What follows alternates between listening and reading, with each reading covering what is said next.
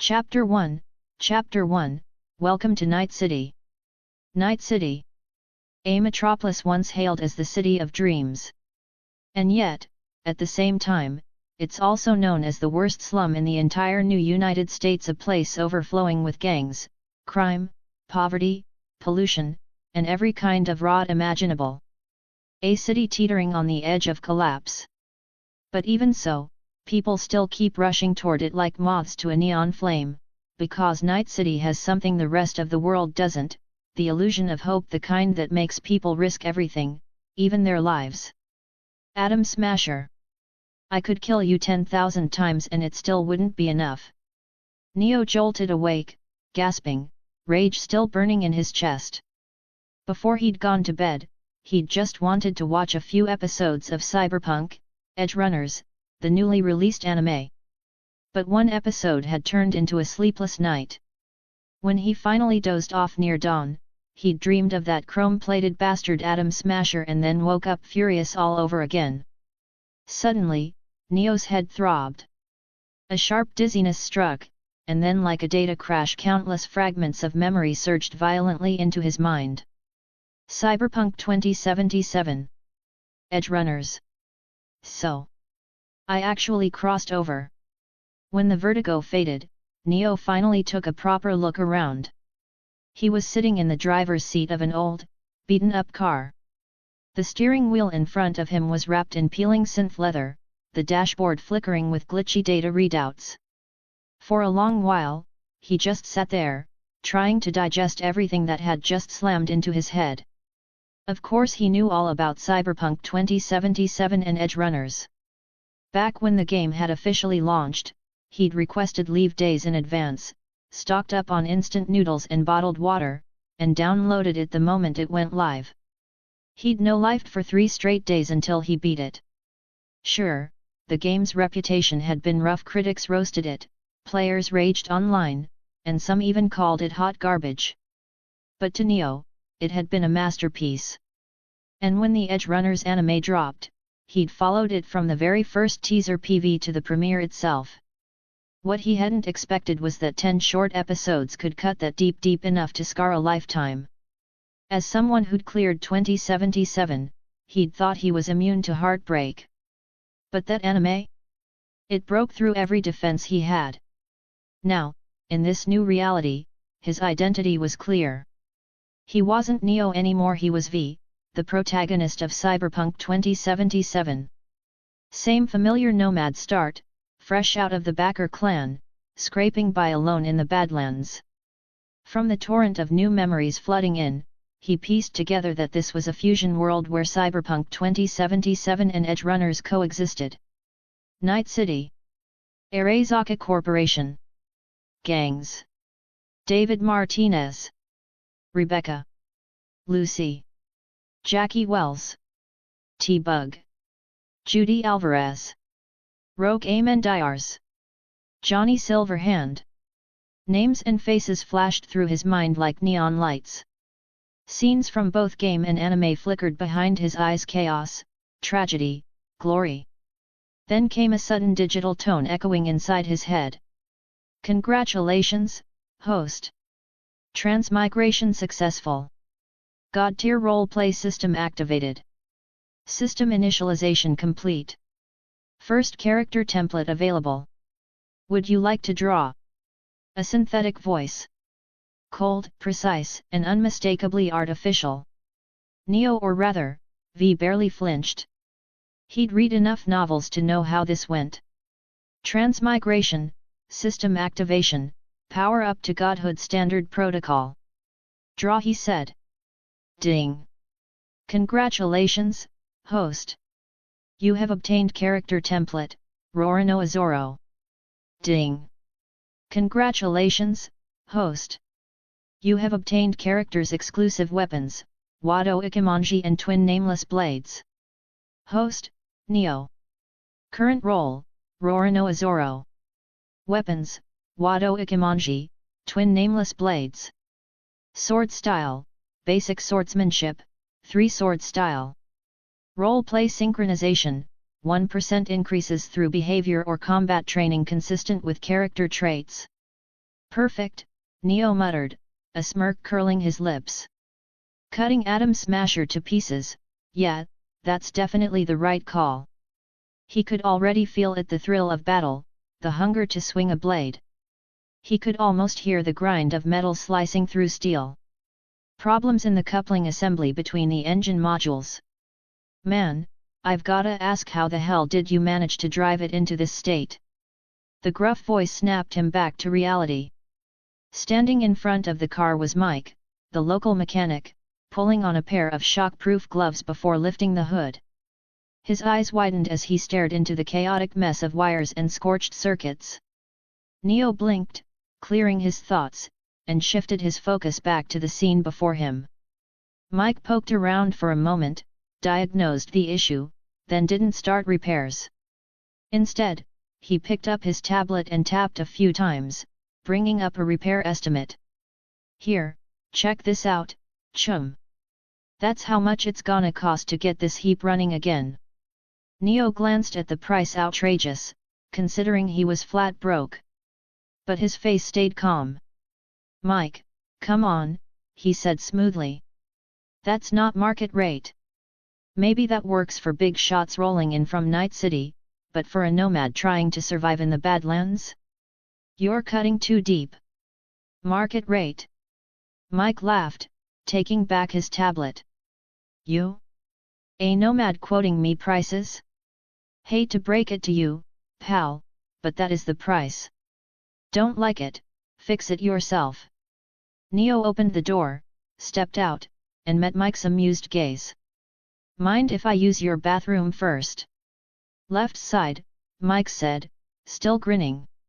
A few minutes later, Neo washed his hands, splashed some water on his face, and looked up at the cracked mirror. In the reflection, Mike was waiting outside, arms crossed, watching him with mild curiosity. So, what's your play, chum? Neo grabbed a wrench lying nearby and walked to the engine bay. Sparks crackled from the damaged coupling unit. Without a word, he loosened a few key screws, yanked out the burned connectors, stripped and reattached a set of remaining wires with quick, precise motions. Mike let out a low whistle. Not bad. But without fresh couplers, how long do you think that'll hold? Long enough to get to Night City. Neo handed the wrench back, slid into the driver's seat, and fired up the engine. It sputtered, roared, then settled into a low hum. Oh, by the way, Mike, there a barber shop around here? A barber shop? Yeah, Neo said, tapping his messy hair. I'm thinking of dyeing this green. Of course there was a barber shop. Hey, boss, Neo said as he walked in, the bell over the door chiming. You do dye jobs here? I want mine green. The stylist, a lanky guy with mirrored shades and tattoos creeping up his neck, grinned. Brother, you came to the right place. Whatever those fancy Night City salons can do, I can do better. I'm not bragging, I'm stating facts. Every hair artist in Night City combined ain't got shit on me, Layton. Neo smirked. Good. Then let's get started. Outside, the desert wind howled softly against the walls. Inside, the whir of a trimmer filled the air and a legend was about to begin. Chapter 2, Chapter 2, 1/To Kill the Brain-Dead Cop. By the rotten year of 2077, traditional barbershops were a dying breed. In Night City, the so-called salons were anything but. They didn't just cut hair anymore, they replaced cyber eyes, reshaped faces, implanted new scalp tissue, and tuned neural ports. Style was a service, but chrome was the business. Only out here, in the dust-stained Badlands, did real barbershops still exist, places that actually dealt with scissors instead of scalpels. Neo sat quietly in the chair, staring into the cracked mirror before him. Behind him, the barber, a talkative, wiry man named Layton, examined him from every angle, clicking his tongue in approval. Man, you've got taste, Layton said, smirking. With that face and your vibe? A green mop's gonna make you look sharper than half the Night City celebs. Green really suits you, brother. Neo's face was expressionless. If it weren't for the system's demand to align himself with his role, he wouldn't even dream of dyeing his hair green. "Cut the chatter," he said flatly. "Just do it." All right, no need to bite." For all his mouth, Layton's hands were steady, precise. The brand of the dye was unrecognizable, probably local black market synth gel, but as he massaged it into Neo's hair, the oily green spread quickly, devouring the black. Roleplay synchronization, 10%. The system notification chimed in Neo's head. In an instant, the discomfort and resistance he'd felt earlier vanished. His body felt different, stronger, faster, more attuned to the rhythm of the blade. His reflexes sharpened, and he could feel the ghost of sword forms swirling behind his eyes. A moment ago, he'd only been stronger than the average merc. Now, Neo realized, he could easily carve through a cyberpsycho armed with implants. "Layton, you got a customer." A sudden voice came from the door as the barbershop's metal shutter rolled up. A man stepped inside, a local officer, his presence enough to make Layton stiffen. "Officer, he just got here," Layton stammered. "I thought he already checked in with you." "Relax, Layton," the man said with a calm gesture. "We can talk things out." His gaze shifted from the barber to Neo. "Sir, I think you understand," the man began, voice cool. "When someone drives into this town, the first thing they're supposed to do isn't get a haircut. It's to come report to me." "Oh," Neo said calmly. "Didn't know." Layton's expression instantly darkened. "This nomad's insane," he thought. "You don't talk back to the cop here." In these badland towns, local officers weren't just cops, they were power brokers. On paper, they worked with Night City's corporate enforcers. In reality, they cut deals with every outlaw clan between here and the border. Even Mike, the mechanic, watching from outside, felt his stomach twist. "He's dead. He's actually trying to piss off Andrew Jones." The officer's eyes gleamed with amusement as he stepped closer. "Name's Andrew Jones. Town sheriff. You might have heard of me, Silver Shotgun, Badlands war vet." "Never heard of you," Neo said, standing up, and not interested.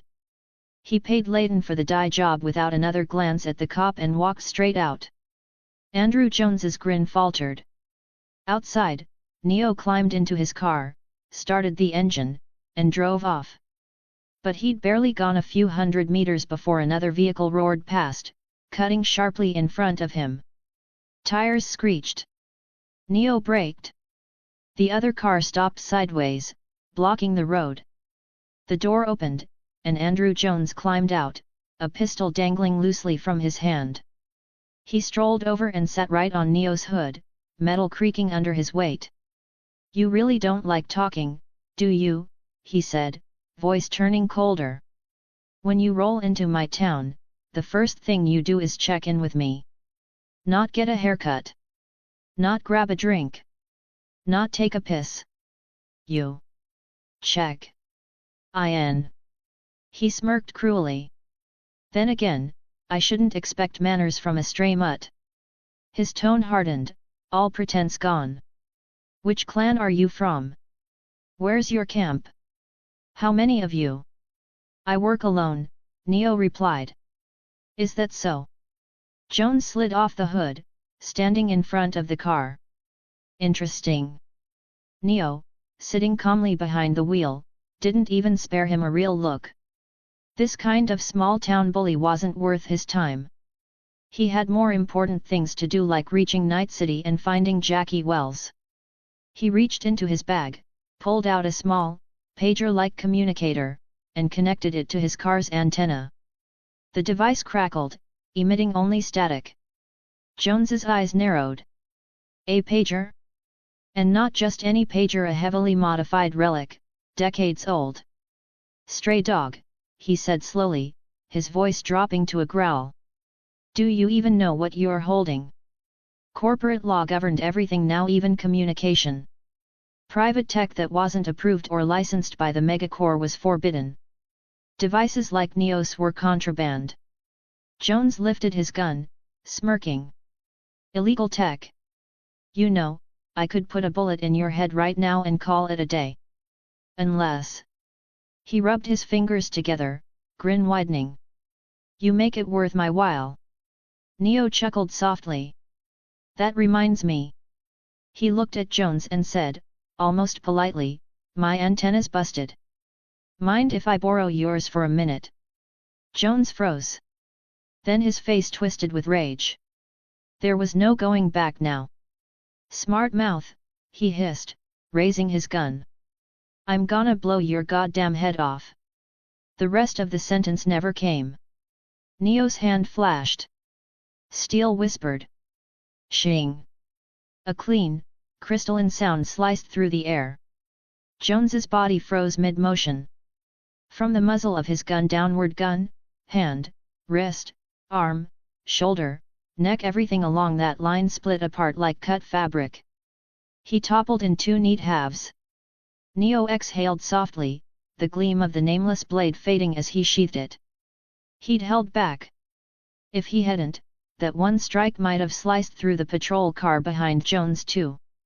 Stepping out, he retrieved the Wado Ikemonji from the passenger seat, slung them casually at his side, and walked past the corpse without a glance. He stopped beside the sheriff's car, opened the door, and slid into the driver's seat. Leather seats. Polished chrome console. Smooth steering.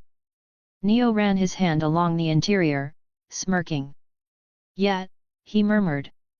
This feels more like it. The engine purred to life, low, powerful, and full of promise. Outside, the Badlands wind howled. Inside, a green-haired swordsman smiled. Night City awaited. Chapter 3, this guy's sense of direction is seriously hopeless.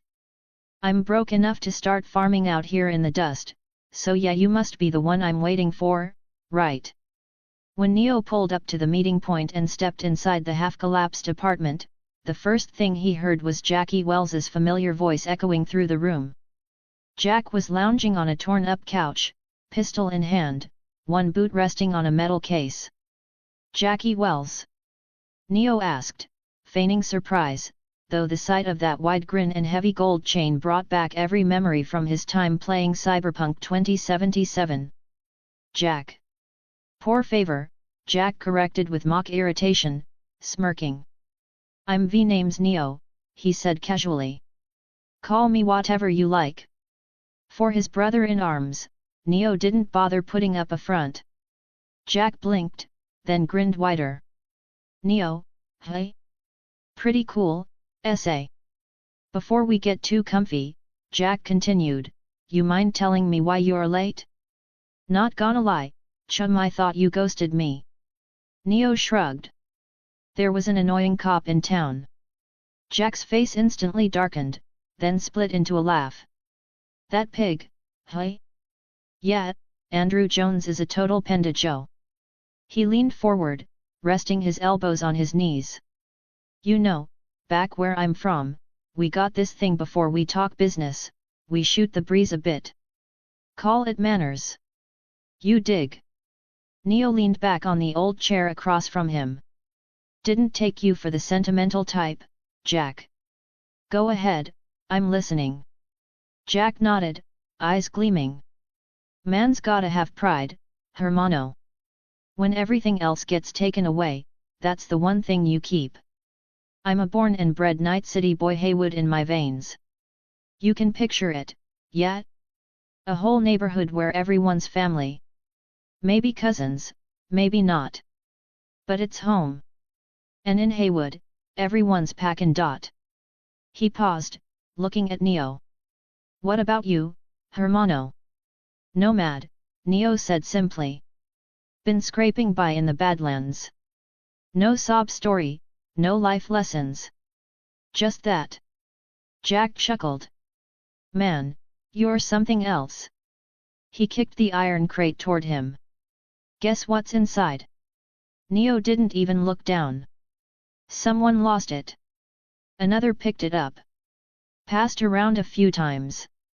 Now it's here. We just deliver and get paid. What's inside? Don't care. Jack burst out laughing. You're killing me, chum. I like you, Neo. You and I we're gonna get along just fine. Then let's stop wasting time, Neo said coolly. Jack hefted the crate and strode toward the door. Man, I was worried you'd be unreliable. Turns out, you're solid as hell. Holy shit. Jack froze at the threshold, nearly dropping the case on his own face. Because parked right outside the building was Andrew Jones's patrol car. For a full second, Jack stood there gaping. The man he'd just praised was driving that. Neo, he said slowly, please tell me you didn't steal that car. Steal? Neo arched a brow. Nah. That idiot cop was just too noisy. I got tired of it and, well, one swing later, problem solved. Jack's eyes widened, hair practically standing on end. Then he broke into an ecstatic laugh. Holy fuck! Neo, you're a legend already. He slapped his thigh, doubled over laughing. Anyone else would have just paid the fine or walked away. But you? You chopped the bastard in half. Ha! You're my kind of crazy. An old-fashioned though, sorts type. Still grinning, he tossed the metal case into the trunk and turned, flicking a set of car keys at Neo. Neo caught them.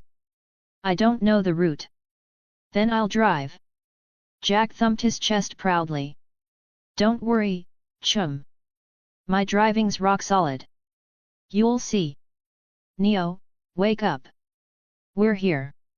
Neo stirred awake to the rumble of the car slowing down. Outside, the night sky had swallowed the desert whole. Ahead, floodlights glowed like artificial stars the border checkpoint. He glanced at the dashboard clock. Midnight. Traffic was thin and even thinner for those leaving Night City territory. You've done these runs before, right? Jack asked, his voice tight. Beneath a grin, he was nervous. Relax, Neo said. He wasn't about to mention that corporate hounds would be on them soon. No point freaking the guy out before it happened. Jack inhaled deeply. Right. You're the pro. Crossing borders is just another Tuesday for you, hey. Neo nodded. Where's the payment chip? Right here. Jack handed it over a thin credit shard loaded with eddies.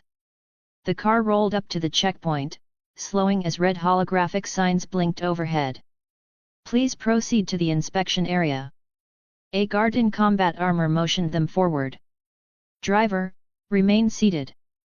Full spectrum scan initiating. Cameras and drones hummed to life. Red scanning beams swept through the car, searching for weapons, contraband, and cyberware signatures. Jack's hands tightened on the wheel.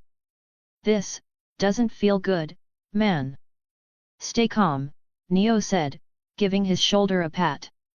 Nervous people get flagged. Hand me the declaration papers. Jack fumbled in the glove box and passed over a file folder. Neo flipped it open, a black manifest form, stamped LOA. Nice, Neo said. LOA? What's that mean? Jack asked. Lost on arrival, Neo explained. Basically, once we're through, everything we're carrying gets lost. No questions asked. Before Jack could reply, a voice boomed from the speakers. Passenger in the front seat, please step out for additional screening. Neo pushed the door open. He walked across the floodlit asphalt toward the border inspection building, the heavy security doors sliding open with a hiss. Inside, the air smelled of ozone and stale coffee. At the registration desk, a board officer glanced up, eyes scanning Neo from head to toe. 3 swords hung at Neo's waist, Wado Ikimonji and the twin nameless blades. But to the man behind the desk, they looked like harmless antiques. Not even worth confiscating. No sane person brought cold steel into a place ruled by smart guns and drones. Sir, the officer said lazily, please proceed to interrogation room 2, on your left. Neo nodded once. Then, without breaking stride, he turned right and walked straight into room 12. Chapter 4, All action, no talk, just do it. Roleplay synchronization, 15%. From his silence through the day and the convincingly lost performance on the road, Neo's synchronization rate had climbed again. His strength and speed were sharper now, the weight of his body and blade felt perfectly balanced. The interrogation room 12 wasn't large. A single spotlight lit the center, a long steel table and 2 chairs. When Neo stepped inside, the border officer sitting there frowned. "You're supposed to be in room 2, not 12. Neo gave a casual "oh," and said, "Guess I took the wrong turn." The officer sighed. "Fine. Interrogating you here makes no difference. Sit." Neo sat down opposite him and placed the black folder on the table. "What's in the car?" the officer asked, lighting a cigarette. He didn't even glance at the folder. "It's written in the documents," Neo replied calmly. The officer exhaled a smoke ring and smiled thinly. "In here, I ask, and you answer. Let's try again. What's in the car?" The faint tone of threat didn't even register with Neo. If he wanted, he could draw his blade and slice the man in half before the first shot left the barrel. Hell, he could raise this entire checkpoint to the ground if he felt like it. He could. But there was no need. "I think you should take a look," Neo said, voice steady. "You might find something surprising." The officer frowned but flipped open the folder. His eyes widened. A small credit chip sat tucked inside the papers. He coughed twice, then discreetly pocketed the chip. Instantly, his entire demeanor changed. "Everything seems perfectly fine, sir." He smiled and gently slid the folder back. "Enjoy your evening. Safe travels." Money still talked even in 2077, the oldest truth of all remained: cash greases every gear. Neo stepped out of the border inspection building, his green hair gleaming faintly under the fluorescent floodlights. Jackie Wells was leaning forward anxiously in the car. "So? What happened?" "All good," Neo said, sliding into the seat. "Though if you want to stay and grab a coffee, I'm sure they wouldn't stop you." Jack hit the ignition so fast the car roared to life before Neo finished speaking. The vehicle shot away from the checkpoint like a fired bullet. "Coffee? Chum, I wouldn't stay in that place if you paid me double." Once they crossed the border, Jack's nerves melted into excitement. "Damn, Hermano, that was clean. We're gonna get paid. You'll get a fat cut too." Neo only smiled faintly. Whatever was inside that crate, likely some lizard the Corps wanted for biotech experiments, didn't impress him much. If they couldn't find a buyer, it was about as useful as soup meat. Jack, of course, couldn't stop talking. As they sped down the dark highway, he bragged endlessly about his life in Night City, about knowing big names and spicy chicas, the kind who could make a saint sin. Neo knew better. He'd played the story before. Jack was full of charm and bullshit in equal measure. Through the windshield, the horizon shimmered and then it appeared. Night City. A monstrous jewel rising from the wasteland. Beautiful and filthy. Seductive and cruel. A mirage of chrome and neon, a dream that devoured its dreamers. "Hey, Neo," Jack asked, eyes flicking toward the skyline, "you think we're clear? No more trouble?" "Drive," Neo said simply. "Just keep driving." He hadn't finished the sentence before trouble arrived. At the next intersection, under the cold flicker of a traffic light, several armored corporate vehicles burst out of the darkness. A sharp voice came through an external speaker. "Shut down your engine immediately. The cargo you are transporting is corporate property. You are under investigation for smuggling." "Shit!" Jack yelled, wrenching the wheel. The car smashed through the guardrail, plunging off-road into the night. Good thing this wasn't that old scrap heap anymore. The patrol car Neo had taken from Andrew Jones had solid torque good enough to outrun corporate pursuit, at least for a while. The corporate agents didn't bother with warnings this time. Their windows dropped. Muzzles gleamed. Then came the sound. Bang! Bang! Bang! Rat-a-tat-tat.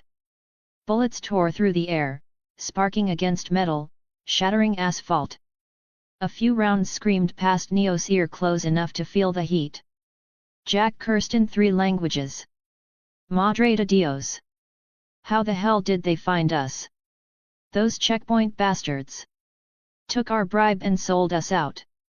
His rage echoed through the cabin. Neo, sitting calmly beside him, looked completely unfazed, like the storm of gunfire wasn't meant for him at all. Jack, Neo said evenly, just keep your hands on the wheel. The dogs behind us, they're mine. Before Jack could respond, Neo reached out and opened the passenger door. Then he stepped out. Straight onto the moving car. To anyone else, it would have been suicide. But Neo, synced at 15%, was well beyond the limits of human physics. He landed on the car roof with effortless grace. The wind howled around him, the vehicle shaking violently beneath, yet his stance didn't waver an inch. The agents behind stared, dumbfounded. Somewhere between disbelief and fear. What the hell is this guy doing? Standing on the car? Exposed? Is he insane? Even cyberpsychos didn't pull this kind of stunt. Was he trying to take on a whole convoy by himself? Who did he think he was, Atom Smasher? Neo simply stood tall, his coat whipping in the wind. Under the neon glow, his green hair flared like a streak of fire. He even took a second to run a hand through it just to piss them off. Then the hailstorm resumed. Bang! Bang! Bang! Rat-a-tat-tat. This time the bullets were personal, aimed squarely at him, furious, relentless. Neo's eyes narrowed. The nameless blade slid free with a whisper. And in that instant, the world slowed. The hum of the sword resonated through the night, a sharp, pure sound that seemed to cut through the wind itself. A surge of sword intent exploded from him, forming an invisible barrier that shattered the incoming bullets midair. Sparks rained like golden dust around him. Then he moved. One swing. A green arc of light split the darkness. The slash tore through the air, through steel, glass, flesh, and flame. The lead corporate vehicle was bisected cleanly, from hood to trunk. The explosion that followed lit up the highway, engulfing the convoy in a wall of fire. The shockwave rolled across the desert, swallowing the screams and gunfire into silence. On the speeding car below, Jack's jaw dropped. Neo stood atop the roof, bathed in the reflected blaze, calm as ever. A swordsman in a neon storm. And for the first time, the city of Chrome itself seemed to acknowledge him, another monster born in its shadow. Chapter 5, Lucy. With Neo's current strength and sword mastery, splitting a moving car in half was child's play. Before the corporate agents even processed what was happening, he swung again. A second pale green arc cut through the night, and the second corp vehicle was cleaved perfectly down the middle, as if some invisible god of death demanded symmetry. 2 swings. 2 explosions. By the time the smoke cleared, the remaining corporate agents were frozen in disbelief. This wasn't Atom Smasher. But whatever he was something worse. They'd hunted all kinds before, smugglers, rebels, even cyberpsychos gone mad from chrome overload. But they'd never faced someone like this. The man on that speeding car had no chrome. No implants. No optics. Not even the faintest trace of cybernetics under his skin. In 2077, that was practically impossible. Even beggars in Night City had some kind of implant, a prosthetic limb, a second-hand neural jack, a discount lung filter. Chrome wasn't just a commodity, it was identity. It told the world who you were, what you could afford, and how much power you wielded. In this city, your body was your business card. Yet this man with nothing but flesh and steel had just sliced through corporate-grade armored vehicles like they were paper. One swing, one car. Two swings, two cars. No survivors. He's unaugmented, he's a pure body, one agent shouted, his voice cracking. Another, trembling with rage and disbelief, growled, "Screw this freak. I'm blowing him to hell." He yanked a portable shoulder-mounted rocket launcher from the back seat and hoisted it up. Rocket launcher. Shit. Jackie Wells, still clinging to the wheel, saw the scene unfold in the rearview mirror and nearly lost his mind. He slammed the accelerator to the floor, the engine screaming in protest as the car drifted and fish-tailed across the road. "They've got goddamn rockets, chum!" Jack yelled, teeth gritted. Whoosh! The corporate agent fired. The missile streaked through the air like a comet, its target locked dead ahead. Neo stood atop the car, eyes following the rocket's trail. He slowly exhaled and slid his blade back into its sheath. The calm before the storm.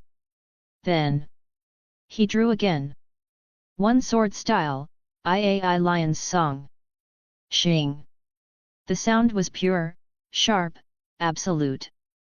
A line of invisible energy split the air, carrying a storm of sword intent that ripped reality itself apart. In that single flash, the rocket, its launcher, the agent holding it, and every nearby corporate vehicle were all severed cleanly in one perfect stroke. Neo's body moved before the light faded. His silhouette cut through the convoy like a phantom, landing lightly on the cracked asphalt. A heartbeat later. Boom! The world exploded behind him. The blast tore open the night sky, flames clawing upward, painting the desert red. Jack watched from the mirror, eyes wide and unblinking. He wasn't even sure he was awake anymore. If anyone had told him yesterday that a single man with a sword could obliterate an entire corporate kill squad, he'd have laughed in their face. Maybe even slapped them for the stupidity. Now, he wanted to slap himself just to make sure he wasn't hallucinating. They drove into an abandoned warehouse on the outskirts, the echo of the engine bouncing off the rusted walls. Jack was still babbling the whole way, his voice trembling between shock and admiration.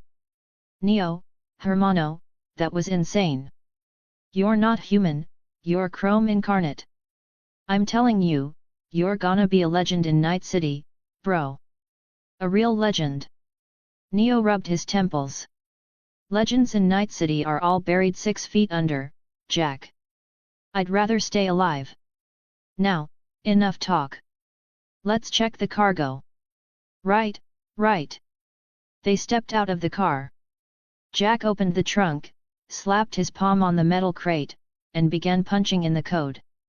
"You seriously gonna open that?" Neo asked dryly. "Pretty sure your client won't be thrilled knowing you peeked before delivery." Jack grinned. "Oh, please. After all the chrome shit we went through tonight, I earned the right to look.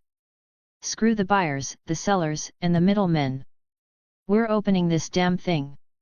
He hit the final digit. Click. The seal released with a hiss, and a cloud of white cryogenic vapor spilled out, curling into the air. When it cleared, the Arezaka Corporation logo gleamed faintly on the inner lid and beneath it lay a small, vivid green living lizard. Jack blinked. "You gotta be kidding me." He picked it up carefully, holding it under the light. "Species from the Little Andreas Islands. These things went extinct 30 years ago. You realize how valuable this is?" Neo crossed his arms. "Let's deliver it and be done. Take the money and disappear." Jack nodded quickly, still staring at the lizard in awe. Yet. But after that you're coming with me to Night City, yet." Neo looked toward the distant skyline, a web of glowing arteries pulsing in the dark. "Lead the way." Night City. Up close, it was nothing like the simulation. No screen could capture the chaos, the pulse, the sheer density of life and death crammed together. Outside the walls lay the broken, wind-blasted Badlands rust, dust, and bone. Inside was a vertical jungle of chrome and light. Flying cars buzzed between towers of steel and glass. Gigantic hollow ads shimmered in the smog, selling dreams, sex, and salvation.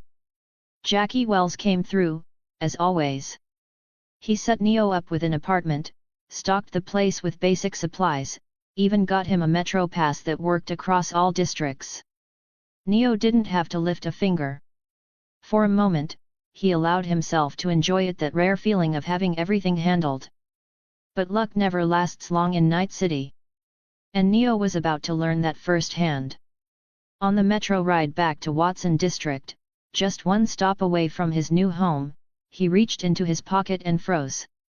His wallet was gone. In the same instant, instinct kicked in. His hand shot out and caught a slender wrist mid-motion. Soft skin. Quick heartbeat. He turned his head slowly. And his eyes met hers.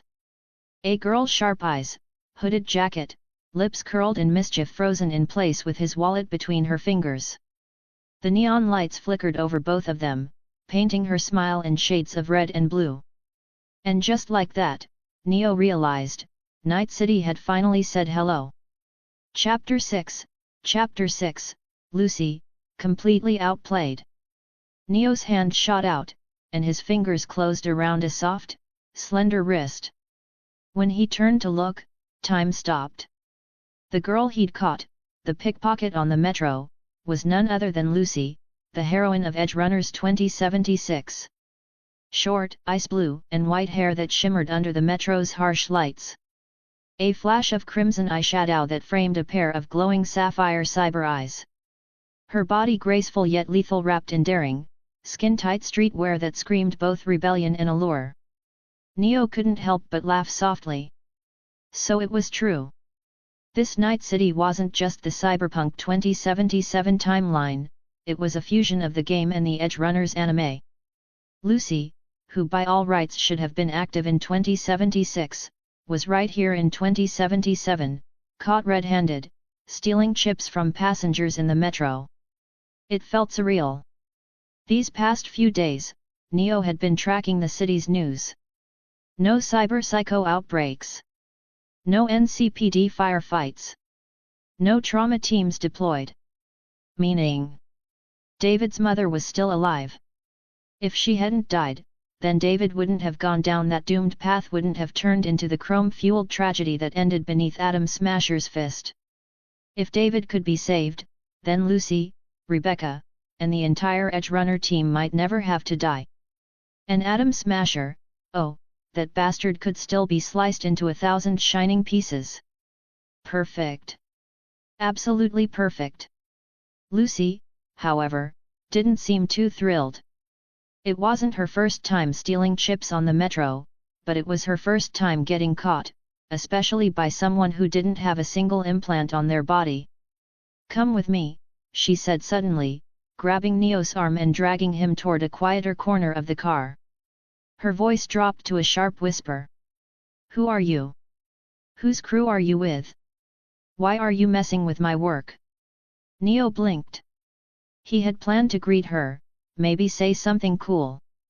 But Lucy had flipped the situation on him before he even had the chance. He sighed. "Look, I don't care that you're stealing from these passengers. But you came up behind me, a guy with no implants, realized I had no chip, and still decided to rob my wallet instead. Don't you think that's a little much?" Lucy froze, lips tightening. Neo continued, deadpan, "And when I caught you, you didn't make a scene. So tell me, are you just curious about me?" Lucy's eyes gleamed with mischief. She suddenly raised both hands and cupped his face, her fingers trailing downward, slow and deliberate. "You noticed me," she purred. "Caught me. Didn't alert anyone. Maybe you do have a thing for me, hey?" "Lucy," Neo said evenly, though his tone was faintly amused, "you're gorgeous, no doubt. But maybe don't grope strangers in public cars? It's unbecoming." He didn't move to stop her. Lucy blinked, shocked. This green-haired stranger had just called her by name. That wasn't possible.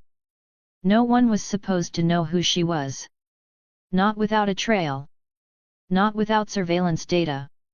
Her work depended on anonymity, on moving faster than cameras could focus, faster than sensors could lock on. Even the best corporate trackers couldn't dig up her real ID. And yet, this unaugmented man had not only caught her in the act, he knew exactly who she was. He wasn't supposed to exist. You could have stopped me, Lucy said, her tone calm but her voice low. Her hands were still on his face, though they'd stopped moving. Why didn't you? Neo tilted his head slightly. Because I didn't want to. Her eyes narrowed. You're strange. He smirked. You're the one feeling up strangers on the metro. Lucy's lips curved into a faint smile. Fair. She dropped her hands. What's your name? Neo, he replied. Or V, whichever you like. Neo, hey. She studied him. All right, Neo. How about this, want to work with me? Work with you? Neo asked, eyebrow raised. You mean, stealing chips? Lucy nodded, serious now. In Night City, even the beggars have implants. Chrome's not just survival, it's identity. We team up, I'll take 70, you take 30. Fair cut.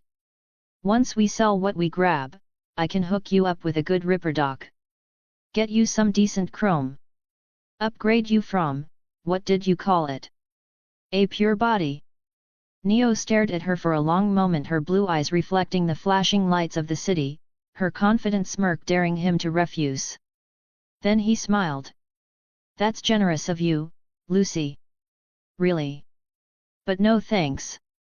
Past, present, or future, I don't need chrome. Before she could respond, Neo suddenly stepped forward and wrapped an arm around her waist, pulling her into him. She gasped, not from fear, but from the sheer pressure of his grip. He leaned close to her ear, his voice a low murmur. You've been touching me for a while now. I figured a quick hug wouldn't be too much. Go on, try breaking free. Use your implants. Lucy didn't move. Didn't even try.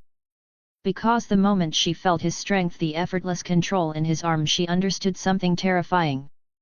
This man, this unaugmented, flesh and blood man, was stronger than any chromed merc she'd ever met. It wasn't possible. But she felt it. Neo released her gently, stepping back. Let's make a bet, Lucy, he said. She blinked, still processing what had just happened. A bet? Yeah. Simple game. Next car over, we each pick a train car. Whoever can collect all the passengers' chips first wins. He pointed toward the next cabin, a mischievous glint in his eye. The loser gives 2/3 of their haul to the winner and has to grant them one favor. Lucy studied him for a long moment. The neon light flickered in her blue irises as she finally smiled, sharp and dangerous. All right, she said. But I'll tweak the stakes. If you lose, all your chips are mine. Deal? Neo smiled back.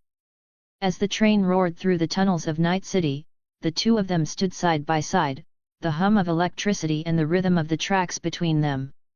The thief and the swordsman. The girl of chrome and the man without it.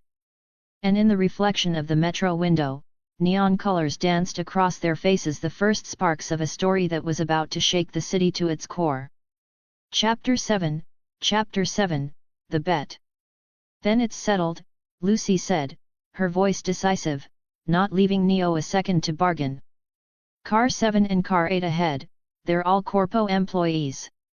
And we don't show mercy to Corpo dogs. Take every single chip. Even thieves have rules. Lucy might be a data pickpocket, but she followed her own code. Never target civilians, never harm the poor, and never steal from the desperate. Only Corpos. Arezaka employees, their subsidiaries, or anyone who licked their boots were fair game. I'll take Car 7, you take Car 8. Sound good, she said, already stepping toward the door. Neo raised his eyes. They were in car 6. Lucy's choice, grabbing the easier car and leaving him the next, was obvious. But he didn't mind. Fine by me. She flashed him a grin and a thumbs up before slipping through the door. The sound of boots on metal faded as she vanished into the next compartment. Stealing chips wasn't as simple as picking pockets. Before acting, Lucy had to hack into the car's neural relay network, the short-range grid connecting every passenger's brain port. Once she took control, the ports would automatically eject their personal data chips the moment she walked by. She blended into car 7's crowd like a shadow. Fingers flew, cyber eyes flickering as invisible code spread through the compartment. Neo, meanwhile, moved silently through the connecting door, past car 7, straight into car 8. He could already feel the faint ripple of Lucy's hacking signals vibrating through the network. She was good fast. But he didn't need code. He preferred something simpler. Guess I'll do it the old-fashioned way, he murmured, stepping into car 8. The place was full of corpo types, clean suits, cold faces, corporate arrogance radiating from every implant. Neo flexed his fingers, then raised his left hand. Let's keep this quick. He clenched his fist, then gently swung forward. No sword style, miniature tornado. A burst of wind exploded from his punch, invisible, precise, razor sharp. It swept through the car like a whisper, brushing against the back of every neck. As it passed, tiny metallic clicks echoed one after another, click, click, click. In that single motion, every chip in the car popped free, drawn into Neo's waiting palm like falling leaves. By the time he reached the end of the compartment, his hand was full, the entire car cleaned out. When Neo stepped back through the connecting door into car 7, Lucy was still working. Each time she passed behind a passenger, a chip popped loose with a metallic flick and landed neatly into her gloved hand. Her movements were smooth, confident, the kind of elegance that came from hundreds of perfect jobs. Neo leaned against the wall and watched. After a moment, Lucy noticed him. She turned, red lips curving in a playful smile. What's this? Giving up already? To her, his relaxed posture said it all. She assumed he'd realized he couldn't keep up and returned early in defeat. Well, she said teasingly, holding out her palm, you know the rules. A bet's a bet. Hand them over. Neo blinked. Hand what over? The chips you took from car 8, Lucy said, eyes narrowing, the blue light of her optics flashing. Don't tell me you're backing out. You lost. No need for that. Neo smiled faintly and reached into his jacket. When the pile of data chips spilled into his hand, Lucy froze. Her jaw slackened. You took all of them? She asked in disbelief. You finished car 8 already? Neo nodded calmly. Wasn't hard. So, Miss Lucy, looks like you lost this one. Lucy clenched her teeth, her pride stinging. She hadn't expected to lose, and definitely not this fast. Fine, she muttered. A bet's a bet. She counted out 2/3 of the chips she'd collected and handed them over. Neo raised a brow. Didn't you say the loser only gives up 1/3? Lucy shot him a sharp look. That was part of the bluff, genius. Fair bets have to be balanced, same stakes, same risks. I don't take shortcuts. Neo chuckled and accepted the chips. Noted. Before he could say more, Lucy handed him a small black card. Here. That's my contact. Call if you ever need anything, jobs, favors, or other kinds of help. The train slowed to a halt. With the chime of the arriving station, the doors hissed open. Lucy's eyes lingered on him for just a second, then she turned, melting effortlessly into the exiting crowd, her silhouette vanishing beneath the neon glow of the platform. Neo blinked. Crap. I think I missed my stop. He looked around, scratching his head. Watson District was, which direction again? That night. After taking 3 wrong transfers and nearly boarding the wrong metro line twice, Neo finally managed to stumble back to his small apartment in Watson District. The elevator was bright, clean, lined with hollow screens blaring advertisements. Arezaka introduces the Sentiheart trademark V4.2. Live longer. Feel nothing. Financing available in 12 easy payments. The cheerful voice made Neo sigh. When the doors slid open at the 11th floor, he stepped out and the contrast hit him like a slap. The hallway beyond was dim and filthy. Lights flickered, wiring sparked where insulation had melted, and the air stank of smoke and cheap perfume. The walls were cracked, water dripped from pipes overhead, and rats scurried between piles of junk. People crowded the corridor, some smoking in corners, others huddled together whispering. Neon graffiti bled across the walls, "No future, corpo pigs die, love is synth." This was Night City's reality. Luxury above, rot below. As Neo made his way through, women leaned against the walls in revealing clothes, their chrome skin reflecting the dull light. One stepped into his path, her face half mechanical, eyes glowing faint amber. She smiled, lips painted blood red. "Hey, handsome," she purred, voice smooth but synthetic. Her tongue flicked like a servo coil. "Looking for a good time? I'm cheap." Neo brushed past her without a word, the faint hum of his sword's edge ringing softly at his hip. Outside, somewhere deep in the city, sirens wailed and gunfire echoed. The night was alive. And so was he. Chapter 8, Fire Beneath the Neon. Truth be told, Neo's tastes were unconventional. But not that unconventional, not enough to find interest in a woman whose face was half machine and whose tongue could twist like a servo coil. After politely rejecting the woman's self-advertised services, he walked down the dim hallway of the 11th floor, the air thick with smoke, oil, and something sweetly synthetic. At the end of the corridor, he stopped before a narrow door and leaned closer. A faint blue light scanned his face. Biometric verification complete. "Welcome home." The door slid open with a soft hiss. Neo stepped inside. Lights flicked on automatically, a cool wave of air conditioning humming to life. Screens across the wall glowed, displaying the day's weather and broadcast feeds. Illumination active. Room temperature set to optimal comfort. Forecast, rain tonight. Curtains closed. Would you like to open them? Resuming last entertainment program, late night talk show. Neo collapsed onto the couch, letting out a long breath. The apartment's smart control system was already managing everything: temperature, light, ventilation, even background music. Maybe this, he thought, was the first real comfort he'd felt since waking up in this chrome world. Say what you want about the moral decay, 2077's technology was impressive. From bioengineering and neural implants to flying cars and lunar transports, the world thrummed with machine brilliance. Even basic home tech was a marvel of efficiency and automation. After resting for a while, Neo got up, showered, and changed into clean clothes.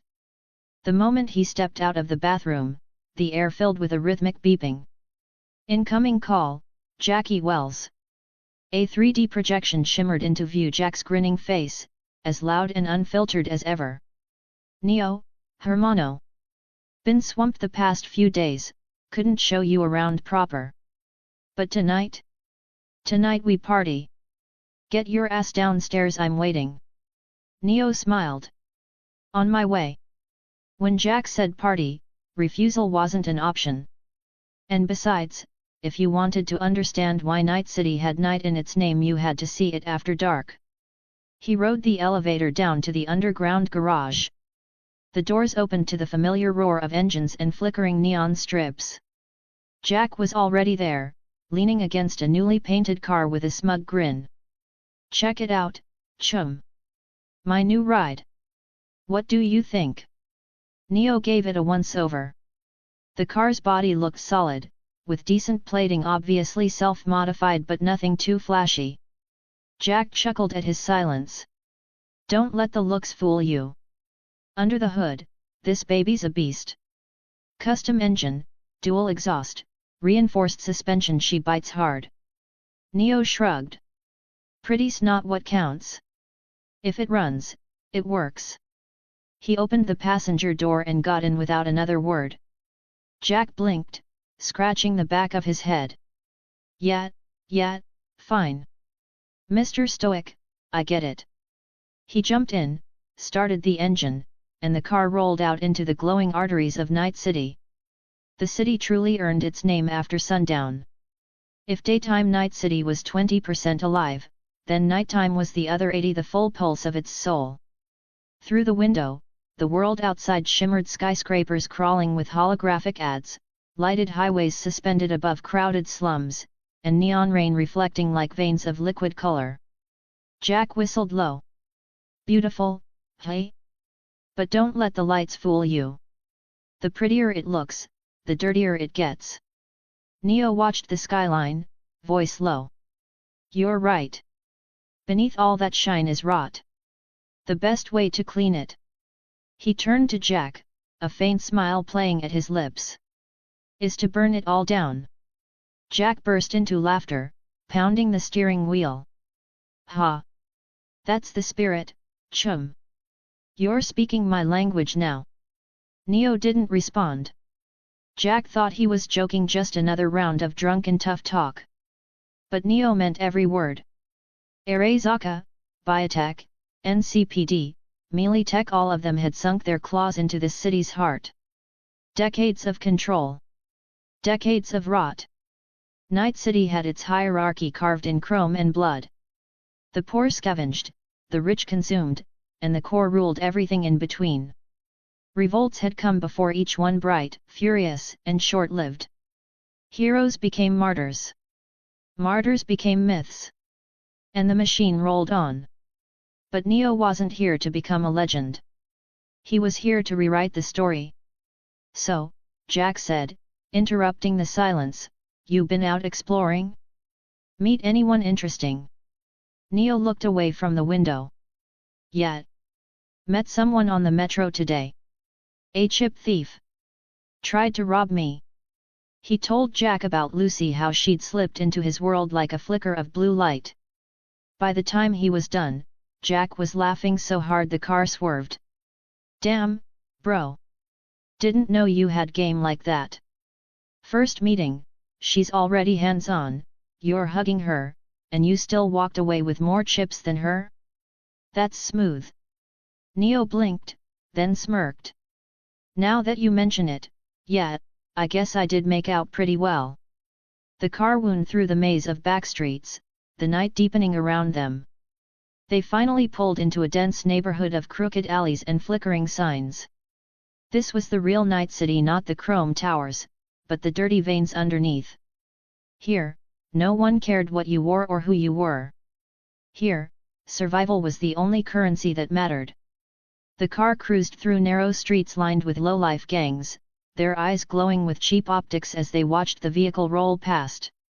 One of them nudged his friend when he recognized Jack's hulking frame behind the wheel.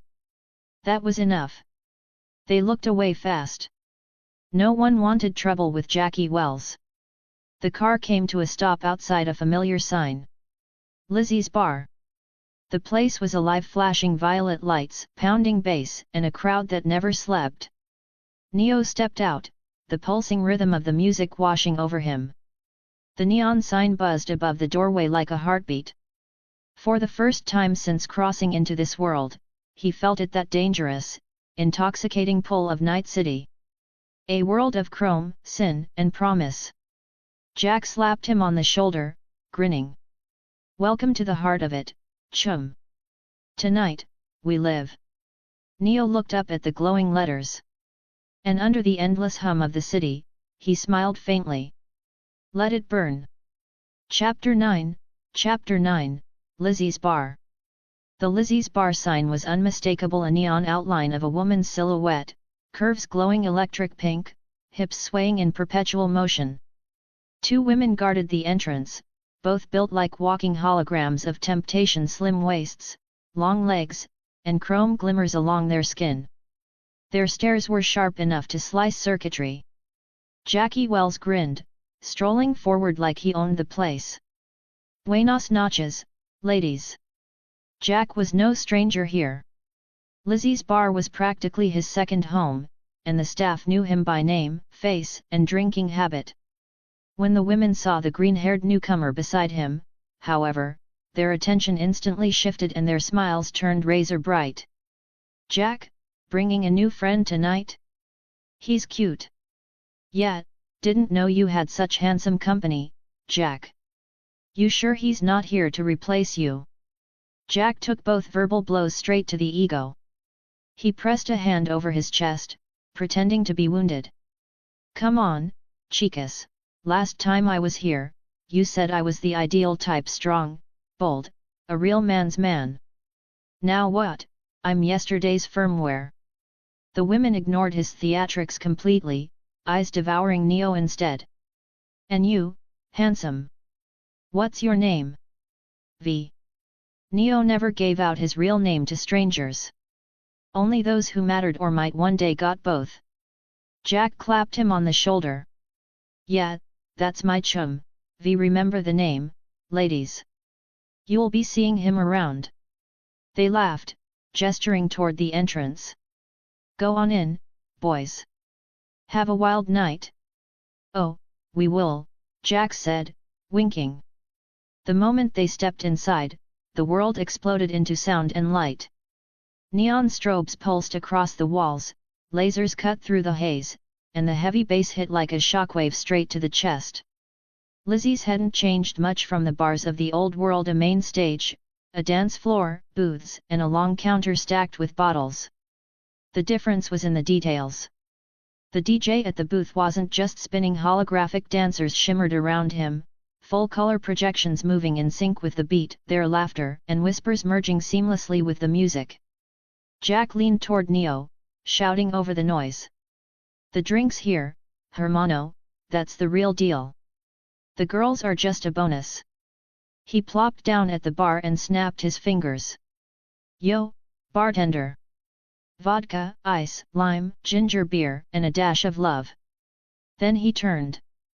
V, what'll you have? Neo slid into the seat beside him, calm as ever. Rum. With ice. Jack grinned. Ah, pirate's choice. Rum, the drink of the free and damned. I like it. Moments later, 2 glasses landed on the counter, glistening under the violet light. Jack raised his glass. To you, V. Welcome to Night City. Neo lifted his in reply. To friendship. The glasses met with a crisp clink. Jack took a sip. Neo downed the whole thing. Roleplay level, 20%. The rum burned sweet and heavy caramel notes chilled by ice, heat rising in its wake. As it slid down his throat, Neo felt that familiar surge again, the edge of Zoro's spirit sharpening his own.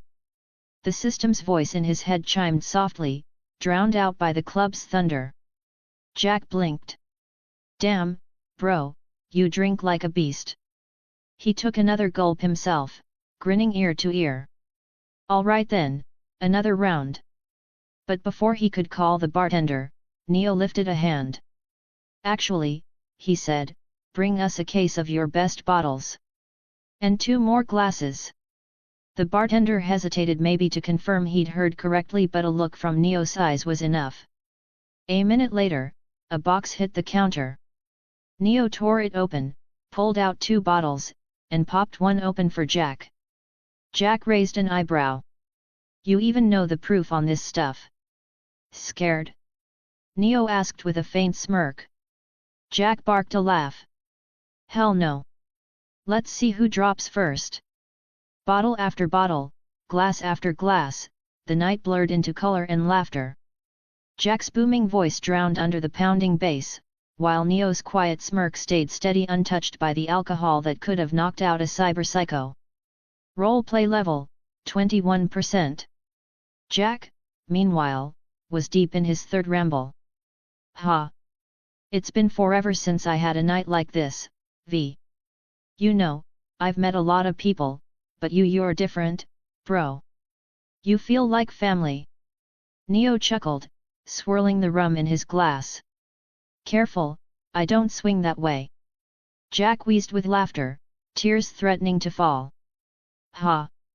Relax, I'm not into dudes, man. I meant like a brother, you know. Then drink like one, Neo said, raising his glass again. Jack groaned. If I drink more, I'll end up sleeping under this damn counter. By the end of the night, Jack was slumped against the bar, eyes half shut, grin still plastered across his face.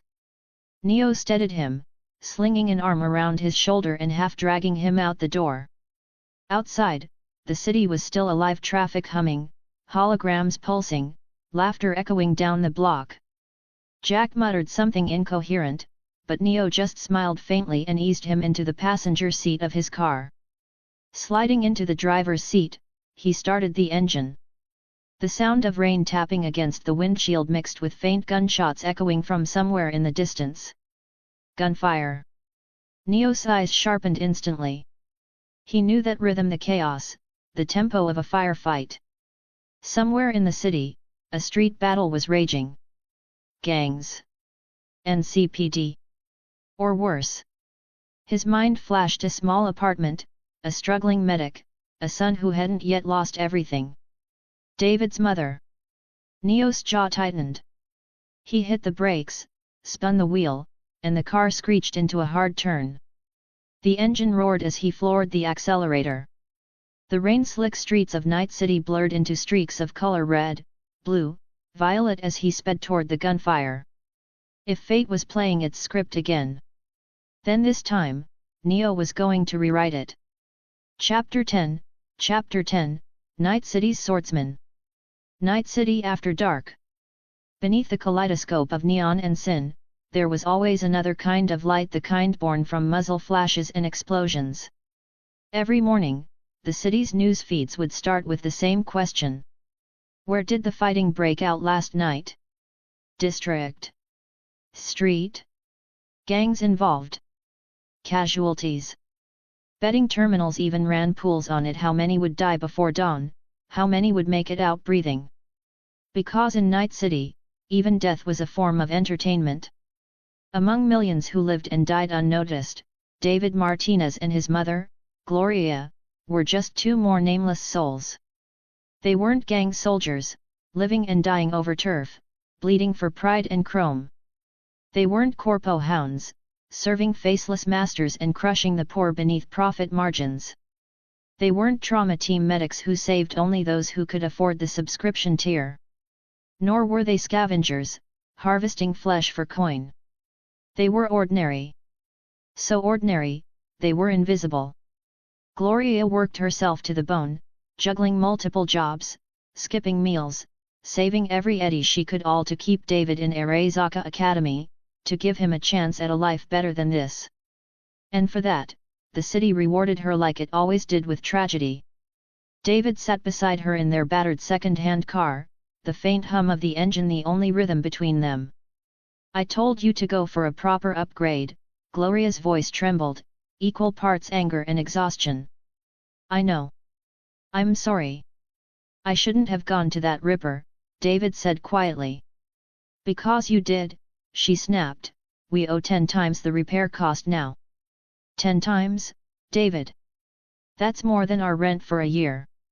He lowered his head. I'm sorry, Mom. If you were really sorry, she said, her voice cracking, you wouldn't have done it in the first place.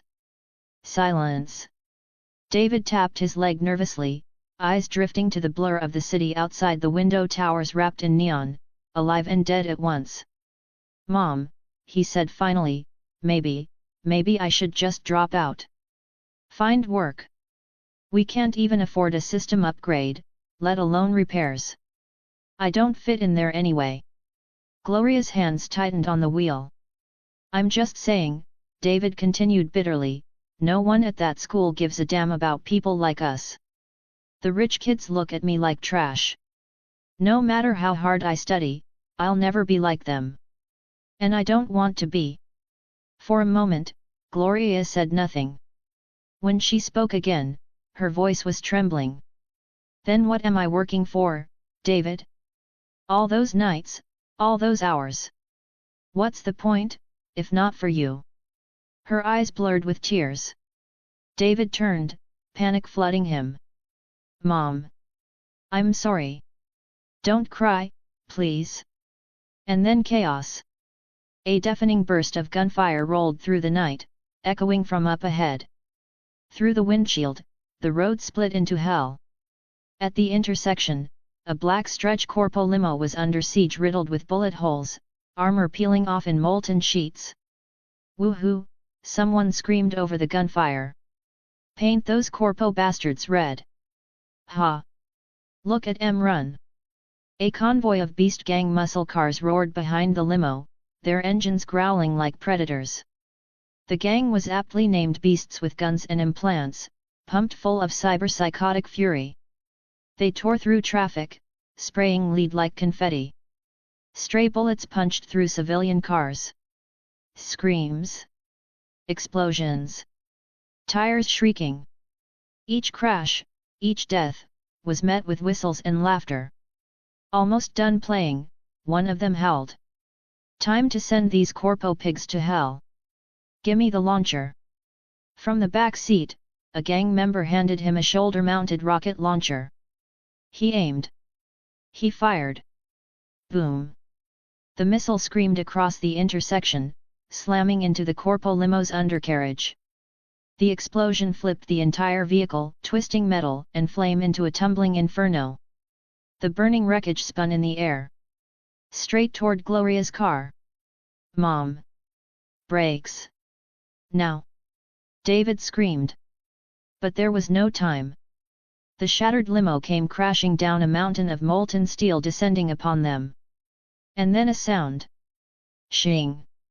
A single, clear note of steel cutting air. From somewhere beyond the smoke, a streak of pale green light flashed across the night sky. In an instant, the falling wreck split in two, both halves spinning away, crashing harmlessly to either side of Gloria's car. David's breath caught. What was that? Shing! The sound came again. This time, the blade's arc carved through the beast gang's lead muscle car, the very one carrying the man who'd fired the rocket. The blade struck deep, right through the fuel line. Boom! The explosion turned the car and everyone in it into a fiery cloud of red mist and molten chrome. Fuck! Who the hell? The remaining beast gang cars skidded to a halt. The surviving members leapt out, guns drawn, fury in their bloodshot cyber eyes. Who the fuck did that? One roared. They didn't have to look long. Down the street, walking toward them through the drifting smoke, was a tall figure. Green hair. 3 blades at his waist. Each step echoed like a drumbeat. It's him, someone yelled. Some freak with a sword. Kill that bastard. The barrels of their guns lifted in unison. Muzzles flared, fire painting the street red. Bullets screamed toward him like angry hornets. Neo just kept walking. The night howled. The neon reflected off his blade. And the city that feasted on death, was about to see what true killing looked like. Chapter 11, The Man Who Split the Night. By the time Neo arrived at the intersection, the world was already on fire. The Beasts, one of the most violent street gangs in Night City, had just loosed a shoulder-mounted rocket toward a black stretch limo marked with a corpo insignia. Neo slammed the brakes, his car screeching to a stop at the curb. In a single motion, he grabbed his nameless blade from the passenger seat, stepped out, and shut the door behind him. The air was trembling with noise, gunfire, explosions, and the feral laughter of men who thought chaos was freedom. Neo's blade sang twice. Once to cleave the burning car frame hurtling toward Gloria and David Martinez, frozen in terror inside their second-hand vehicle. The metal split in 2 clean halves, sparks scattering like dying stars. The second slash for the beast who'd fired that rocket. His muscle car erupted in a thunderous bloom of flame, his scream lost to the explosion. When Neo saw the terrified mother and son alive, he exhaled, sheathing his blade with a soft click. Then he started walking straight toward the rest of the gang. Da-da-da-da. Bullets flooded the air, sparks and tracer rounds turning the street into daylight. 5 cars, 10 guns each one unloading as if ammo cost nothing. Even a heavily chromed Solo couldn't have survived that barrage. Neo, though, wasn't chromed. He was something else. No blade-style great tornado. He clenched his left fist and struck forward. The punch detonated the air itself. Boom! Invisible blades of compressed force spun out from his strike, shredding the bullet storm mid-flight. Rounds ricocheted, bent, and veered away as the wind around him howled like a dragon's roar. The gunman blinked. The man was walking through their gunfire, each step pushing the storm aside. Holy shit, one shouted. What kind of monster punches bullets off course? That can't be a human arm. What corpo built this guy's chrome? Are you blind? He's got no cyberware at all. Shut it and grab the launchers. 5 rocket tubes rose. 5 trembling fingers squeezed their triggers. Boom! Boom! Boom! Boom! Boom!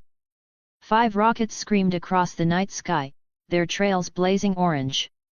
Neo lifted his gaze, his eyes briefly catching the glint of signal lights above NCPD and trauma team dropships closing in. He had seconds, maybe less. Time to end this. One sword-style lion song. Shing! A single arc of light cut across the black sky, pure white against neon. 5 vehicles froze mid-motion, as if the world had stopped just to admire the blade's path. Then came the aftermath. Boom! A chain of explosions ripped through the street, lighting up the skyline, painting the clouds crimson. By the time the flames reached the rooftops, the beasts were gone, nothing left but chrome husks and silence. Neo exhaled. He'd held back, just barely. A few delicate adjustments in his swing meant that though the beasts were dead, their cyberware remained intact, valuable salvage for whoever came next. He sheathed his blade once more, the faint click swallowed by the crackling of fires around him. Then he crouched, pulling a few of the best quality implants from the wreckage, high-end optics, a neural link interface, a couple of advanced cyber arms. His car didn't have infinite space, and he didn't carry a 4-dimensional pocket. He left the rest behind, scrap, scattered across the road like glittering bones. Consider it charity, he muttered. Let the kid pick up the rest. With NCPD and trauma team sirens echoing closer, Neo slipped back into his car and vanished down a side street before the authorities arrived.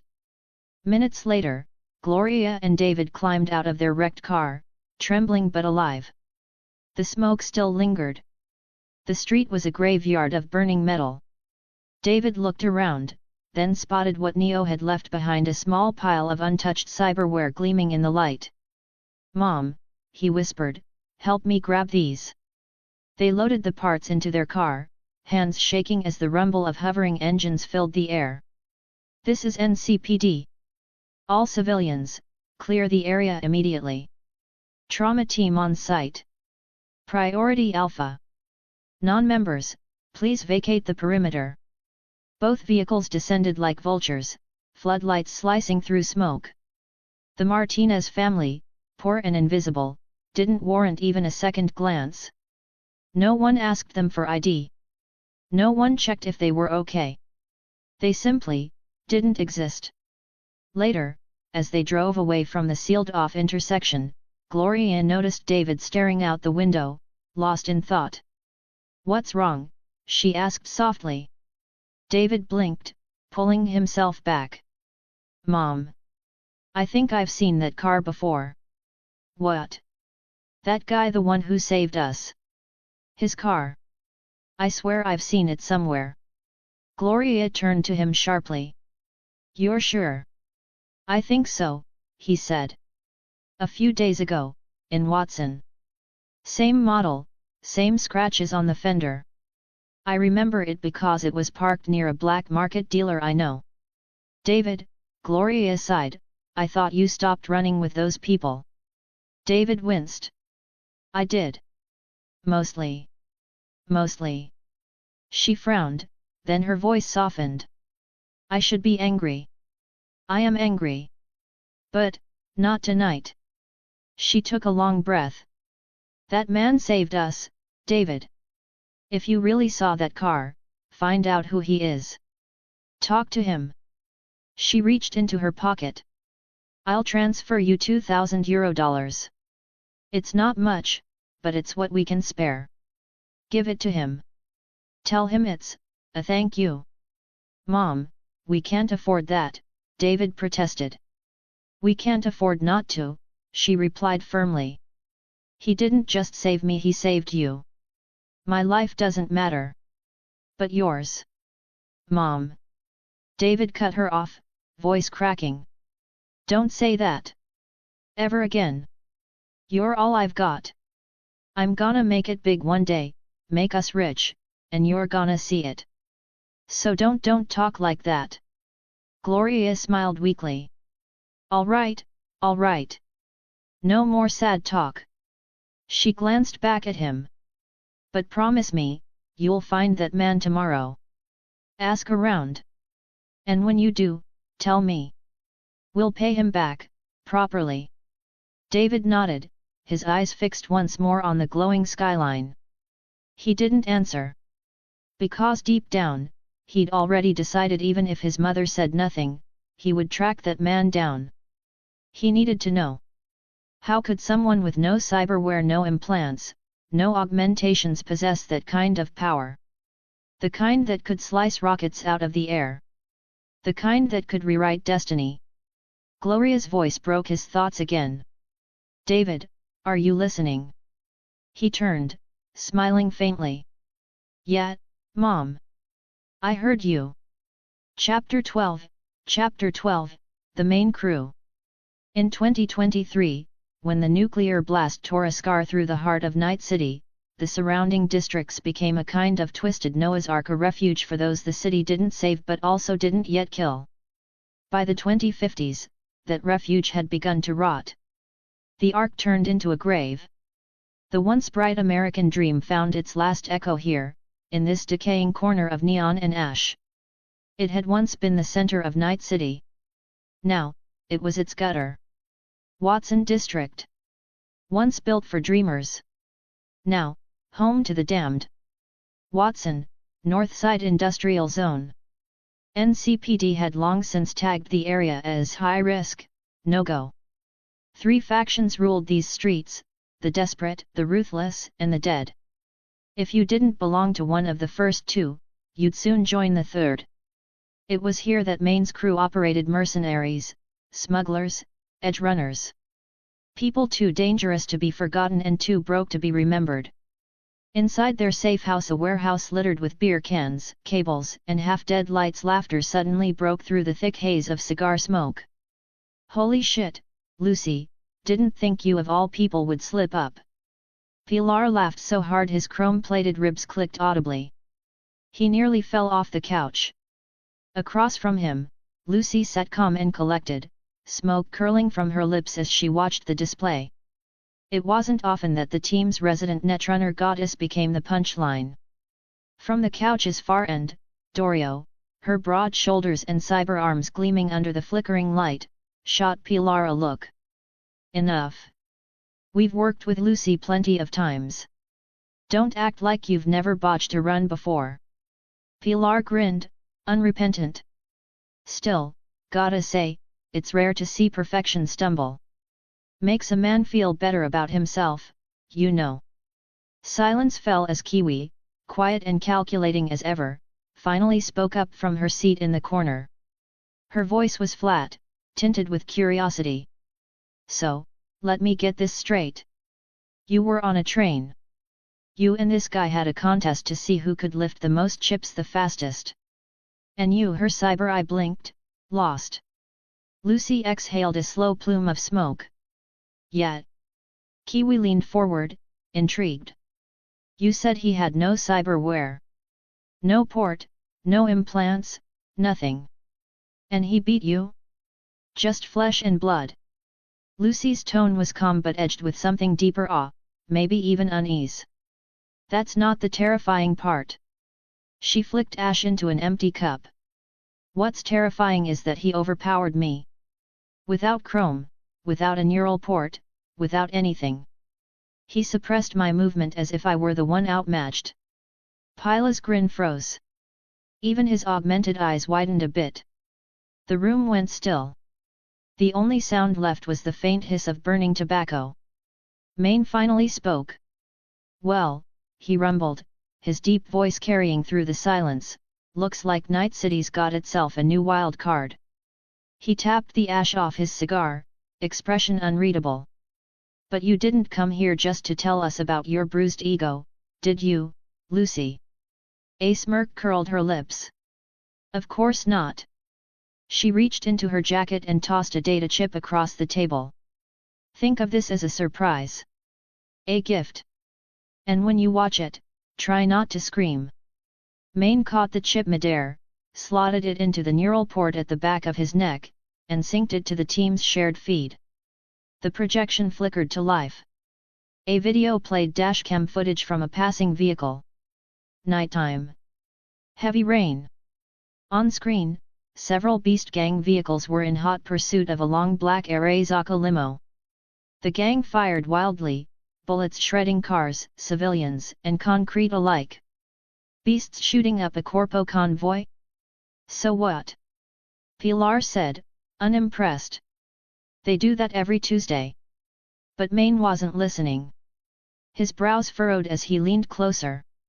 Then the dashcam shifted, catching a brief shot of another car, and in its passenger seat, a face appeared. Maine's cigar almost fell from his mouth. Wait, is that Jackie Wells? The others turned. The footage wasn't perfect, but there was no mistaking that build, that grin. Jackie the merc who practically lived at Lizzie's bar, the guy every fixer in Watson knew by name. Maine's crew and Jackie had never worked together directly, but they'd crossed paths enough to know each other's reputations. The footage rolled on. Through the windshield, a man stepped out of his car, tall, lean, with wild green hair glinting under the neon rain. No chrome. No implants. He raised a blade. The camera caught only flashes. One strike splitting a flying car chassis. Another slicing through a Beast Gang vehicle like paper. A final swing, pure, invisible power, and the entire street erupted in flame. The dashcam cut to static. When the video ended, no one spoke. Lucy broke the silence, her voice low. A man with no augments. One sword. And he wiped an entire Beast Gang squad by himself. She smiled faintly.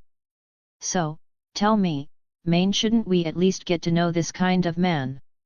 Maine grunted, already scrolling through his contacts. Who are you calling? Dorio asked. Who else? Jackie Wells. Gotta find out who our new friend is. Meanwhile, across Watson, at a small apartment complex.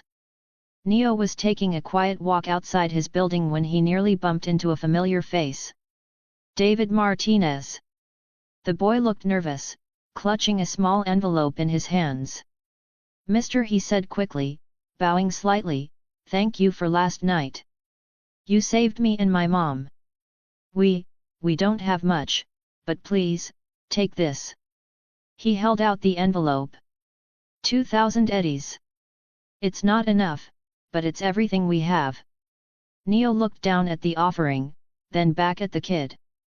2,000, hey? Not bad. David blinked, embarrassed. I know it's. I'm not talking about the amount, Neo interrupted softly. I'm saying I don't need it. Keep it. David froze. But. Before he could say more, an engine roared behind them. Jackie's voice cut through the noise. V. There you are. He pulled up in his car, window rolled down, his grin as wide as ever. C'mon, chum, get in. I got something lined up for us, a crew you need to meet. He spotted David and quickly changed his tone. Ah, sorry, kid. Business call. You take care now, yet. Neo gave David a nod, a quiet promise in his eyes, then stepped toward the car, calling him in. The engine purred, headlights slicing through the Watson smog as Jackie grinned. Trust me, hermano, he said, these folks? You're gonna like 'em. Chapter 13, Chapter 13, V, you're destined to become a legend. V, you mean to tell me you took out an entire beast gang squad, alone, with just a sword? Jackie Wells slapped the steering wheel, laughing so loud it shook the car's dash. Damn, hermano, that's too chuming good. Too damn good. I can't believe I passed out drunk last night and missed that. He groaned dramatically. If only I'd stayed sober, could have seen it with my own eyes. You really know how to make a guy regret a hangover, cabron. The car hummed down the cracked streets of Watson. Jackie was at the wheel, humming to the beat of a bass-heavy song. Neo sat in the passenger seat, his green hair catching flashes of neon from outside. In the back seat, David Martinez sat stiffly, barely daring to breathe. Understandable for all his small-time hustling and backdoor dealings, David was still just a 17-year-old student at Arezaka Academy. He wasn't built for rides like this. Sitting beside a legend like Jackie was already surreal. But the man in the front passenger seat, the one who'd torn through the beast gang like a storm, that was something else entirely. David had seen what happened. He would never forget it. One man. One blade. Dozens dead. He had grown up in Night City, a place where chrome meant power, and flesh meant weakness. But this man, this V, had shattered that truth. A man with no cyberware, no implants, and yet, he'd done what even an atom smasher might hesitate to do. No wonder the boy sat silently, afraid even to breathe too loud. Hey, kid, Jackie said suddenly, glancing at the rear-view mirror. You said your name's David Martinez, right? Student at Arezaka Academy. David straightened in his seat. Yes, sir. I mean, yes, Mr. Wells. That's right. Jackie chuckled. Señor, hey? Dios mío, that's too formal. Relax, Chico. Just call me Jackie. Por favor. David nodded awkwardly. Right. Jackie. Good man. Jackie grinned and drummed his fingers on the steering wheel. You look like you're about to choke from holding your breath. Relax, you're safe here. Unless V decides to slice the car in half for fun. Neo raised an eyebrow. I don't do party tricks. Jackie snorted. See? Totally safe. David smiled nervously, his eyes flickering toward Neo again, that unreadable expression, that quiet aura. There was so much he wanted to say, to ask, but the words stuck in his throat. Jackie, ever the instigator, caught it immediately. V, I think our young friend here's got something to say. Neo looked into the rear-view mirror. David froze under that calm, razor-sharp gaze. Well, Neo said simply. Spit it out. David took a breath. V, sir, I still want you to take the money. My mom asked me to give it to you. It's not much, 2,000 eddies, but it's what we can afford. Please. Neo shook his head. I told you before. I didn't do it for money. You and your mother don't owe me a thing. Keep it. But. No buts. Neo's tone softened. You're a good kid, David. And your mother, she's stronger than most people I've met in this city. People like you two are rare in Night City. Don't lose that. In Neo's mind, a familiar sound chimed. Roleplay synchronization, 22%. He blinked, mildly surprised. That counted? Apparently, yes. Even compassion earned him progress now. The car fell silent again. Jackie could not stand silence. With a grin, he flicked the music player on, flooding the car with fast-paced rap, the kind that thumped through bones and chrome alike. He started bobbing his head to the beat, then grinned sideways. "V, you're way too damn humble, hermano." Neo sighed. "How's that? You say you just happened to be there last night, but come on, you don't accidentally slice up a beast gang convoy while half the city's watching. That wasn't helping out. That was a statement, bro." Even David leaned forward now, voice hesitant but burning with something fierce. "V. I know it's crazy to ask, but please, let me join you." Neo blinked. "Join me?" David's hands clenched into fists. "I know I'm young, but I'm not useless. I've been working side hustles all over Watson. I know the alleys, the fixers, the crews. I can handle myself in a fight, too. I've trained, I've shot, I can move. I won't drag you down." Neo stared at him, quiet. "You want to follow me?" David nodded, almost desperately. Neo's voice stayed even. "I'm a wanderer, David. I've only been in Night City a few weeks. You've lived here longer than me. What exactly do you think I can teach you?" Before the kid could reply, Jackie burst into laughter. "V, stop acting like you don't know what you are. You're a legend in the making, hermano. It's only a matter of time. Let the kid tag along, he's got guts. Reminds me of me when I was younger. Smaller, maybe, but the same fire." Neo sighed. "This is what you call me being tsundere, isn't it?" "Exactly." Jackie grinned. David leaned forward again. "Please, V. Just give me a chance." Neo hesitated, glancing out the window. Then he said, "We'll talk about it later. We're here." Jackie's car turned into a cracked industrial lot in northern Watson. A half-collapsed warehouse loomed ahead, the kind of place you could pass every day and never think twice about. Neo's eyes narrowed. "This is where we're meeting." "Yup," Jackie said cheerfully. "The crew I told you about." Neo caught sight of the figure leaning against the warehouse wall, tall, muscular, with cyber arms glinting faintly under the floodlights. He froze for half a second. "Dorio." Jackie raised his brows, impressed. "Ha! So you do know your merc circles. Didn't think you'd recognize her on sight." "Which means," Neo said slowly, "this must be." Jackie's grin widened. "You got it, chum. The one and only Main's crew." He parked the car and shut the engine off.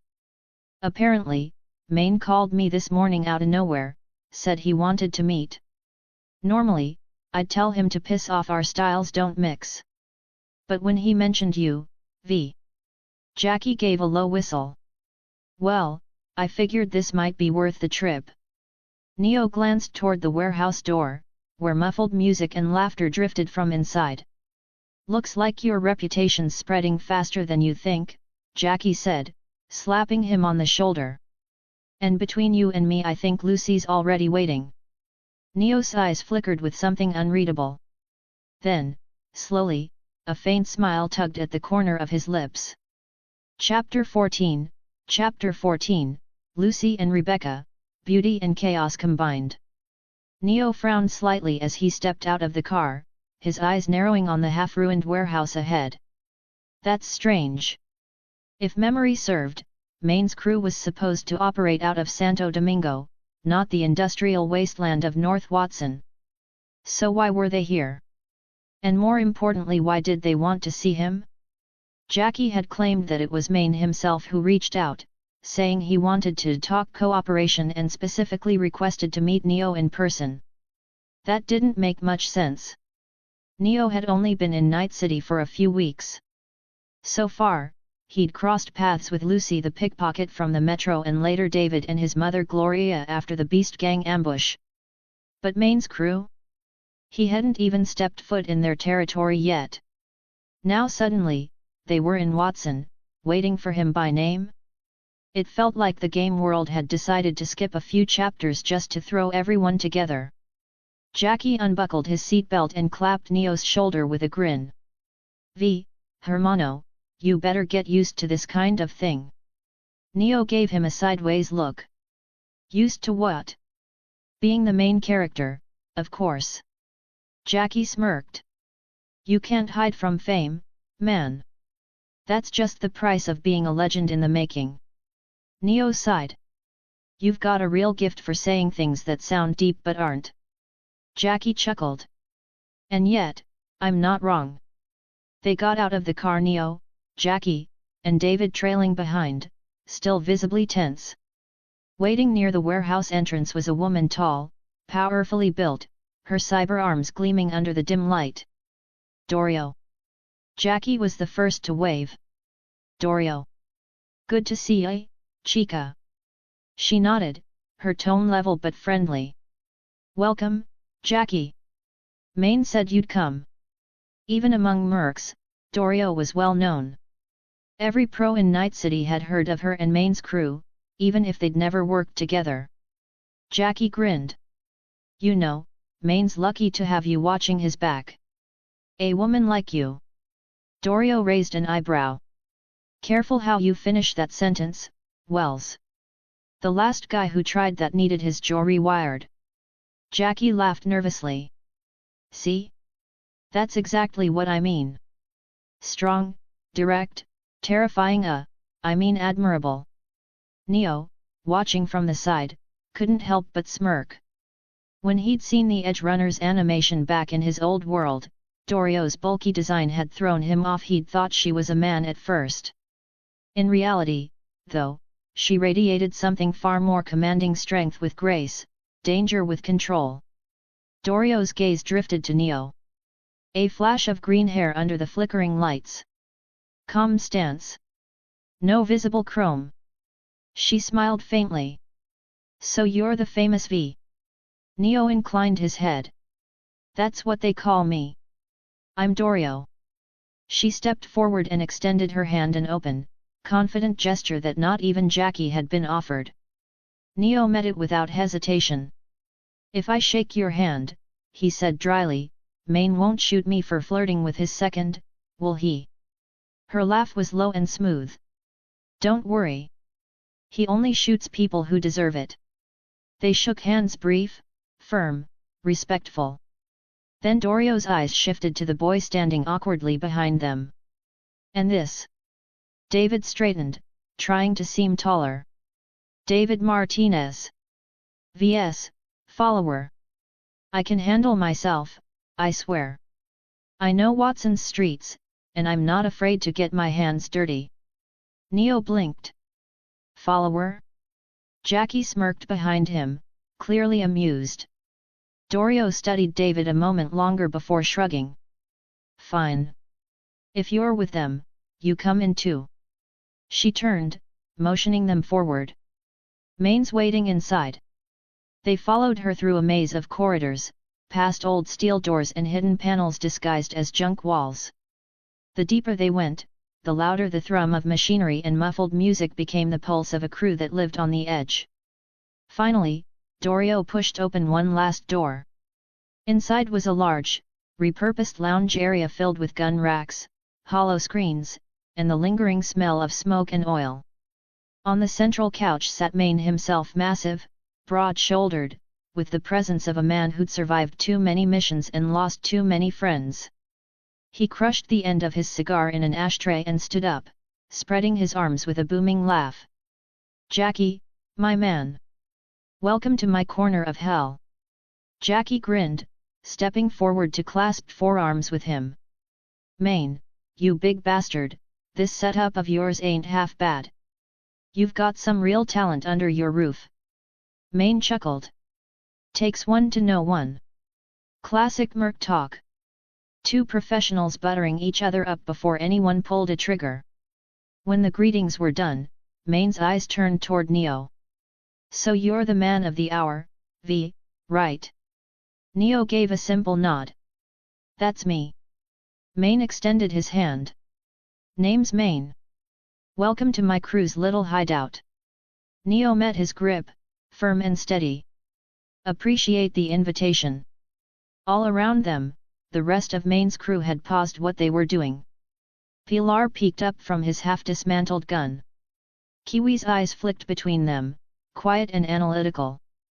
And leaning casually against a wall near the back. A familiar figure with snow-white hair and ice-blue cyber eyes. A cigarette dangled from her lips. Lucy. She met Neo's gaze and smiled faintly. Hey. Guess we meet again. Neo's expression softened, just slightly. Seems like fate's got a thing for reruns. Clang. Clang. Crash. The sudden sound of metal clattering shattered the moment. From the next room came a string of curses, loud and furious. Can you guys not throw a damn party out here? A rough male voice barked. Some of us are working. I almost shot my own foot off. Jackie leaned toward Neo and whispered, grinning. That'd be Pilar. You'll get used to him. Neo smirked. Can't wait. Chapter 15, Chapter 15, Lucy, can you and Rebecca take me with you? Too damn loud. A sharp, annoyed voice cracked through the air. You're all making so much noise my gun almost went off by itself.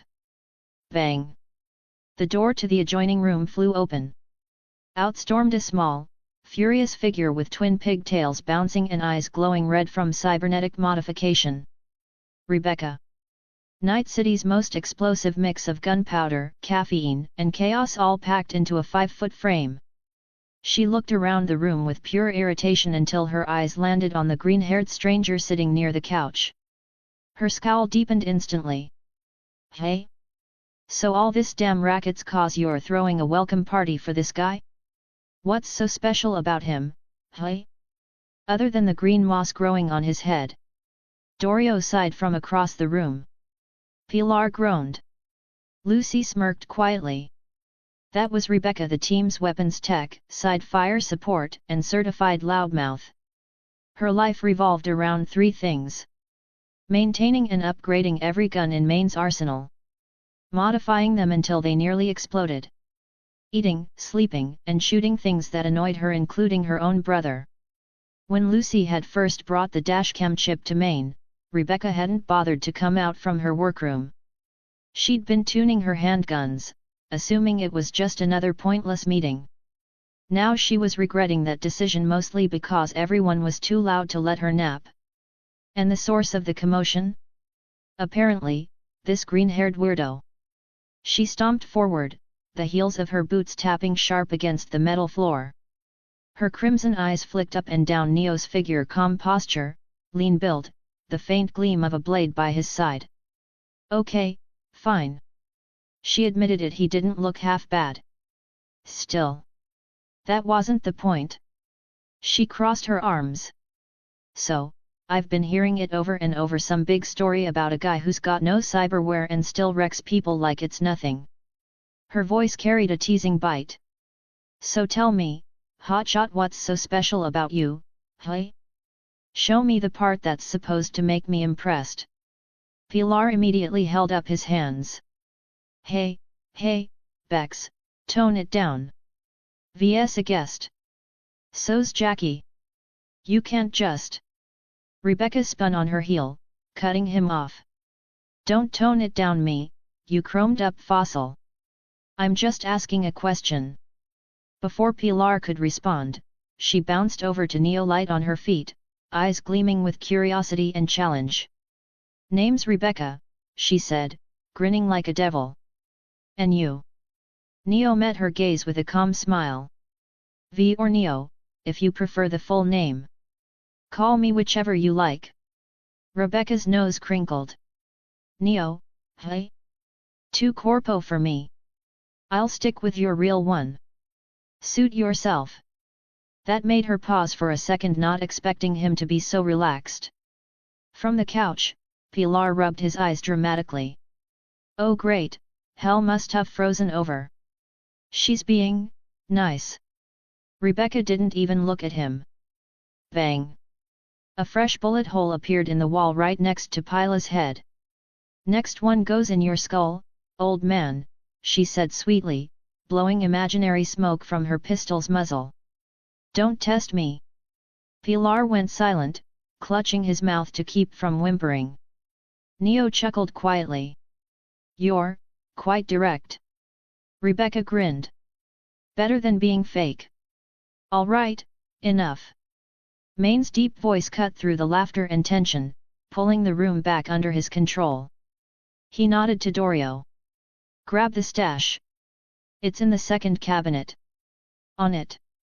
Moments later, Dorio returned with a bottle of expensive whiskey, the kind you didn't drink unless a deal or a war was brewing. The crew gathered around the central table. Main poured generous measures for everyone, Jackie, Neo, even David, though the kid tried to hide how out of place he felt. Rebecca, of course, plopped herself right beside Neo, resting her elbow on the table, chin in her palm. Main raised his glass. To new faces and old legends. Night City's big enough for a few more stories. Glasses clinked. Neo took a sip, smooth, rich, and burning just right. He set it down without a word, but his expression said it all, good liquor. The conversation turned to work jobs, fixers, and potential contracts. Neo, however, drifted. He wasn't trying to be rude, it just didn't interest him. He'd fought Atom Smasher. Burned the Arezaka Tower. Changed worlds. Main's deals, moderate risk, average payout, felt like a side quest in comparison. He stared into his drink, barely noticing Rebecca's eyes on him. You're bored, she said suddenly, cutting through the chatter. Neo looked up. You could tell. Rebecca smirked. You look exactly like I do whenever Pilar starts talking. He chuckled. Then we're both suffering. Wanna fix that, she said, leaning closer. Let's ditch this snooze fest. I know a few places in Watson where the real fun happens. Neo tilted his head. Fun. Guns, booze, maybe a little chaos, she said with a grin that could melt steel. You in? He thought for a moment. Then, sure. Why not? Main's deep laugh rumbled from across the room. Go on, Rebecca. Show our guest a good time but don't get him killed. Got it. Yeah, I know. She darted off to her room, rummaging for gear, muttering something about extra clips and neon jackets. Jackie, lounging nearby, picked up the car keys from the table and tossed them to Neo. Have fun, hermano. Try not to level half the district. A few minutes later, Rebecca burst out, dressed for trouble, short jacket, knee-high boots, holsters gleaming. All right, Neo, she said, grinning from ear to ear. Let's hit the streets. But before they could reach the door, another voice stopped them cold. Wait. Lucy stepped forward, her blue eyes steady, her tone calm but unreadable. If you don't mind, she said softly, can I come too?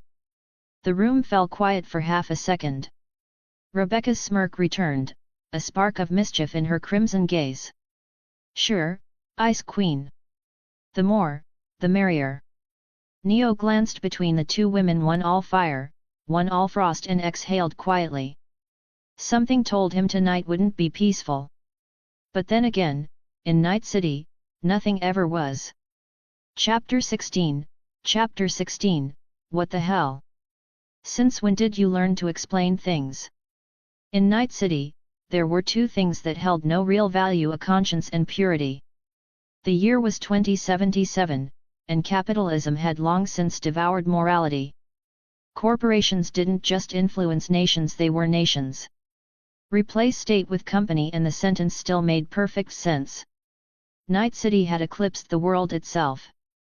People cursed it, hated it, called it the cesspit of humanity, and yet they all dreamed of standing beneath its neon glow at least once in their lives. The city's ruling hands weren't the NCPD or any city hall. They were Arezaka Corporation, Melee Tech, Night Corp, names that could bend governments with a signature. Every heartbeat, every byte of data, every ounce of flesh, all owned, tagged, catalogued. In this world, pride could be bought, dignity could be leased, and even a soul had a market price. Or as Rebecca liked to put it, with that manic grin of hers, life's already dogshit. Might as well do whatever makes you feel good. The trio climbed into Jackie's car. Neo took the driver's seat, Rebecca in the passenger seat, Lucy in the back. He started the engine then didn't move. Rebecca glanced sideways. Well? You planning to just sit here and look cool, or are we going somewhere? Neo gave a helpless little shrug. Actually, I'm kind of bad with directions. I can drive, but reaching the right destination? That's another story. For a moment, silence. Then, pfft.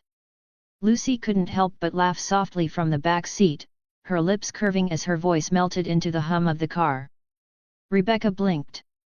Wait, you're serious? Very. She groaned, throwing her head back. Great. A road-blind samurai. Move over, hero. I'm driving.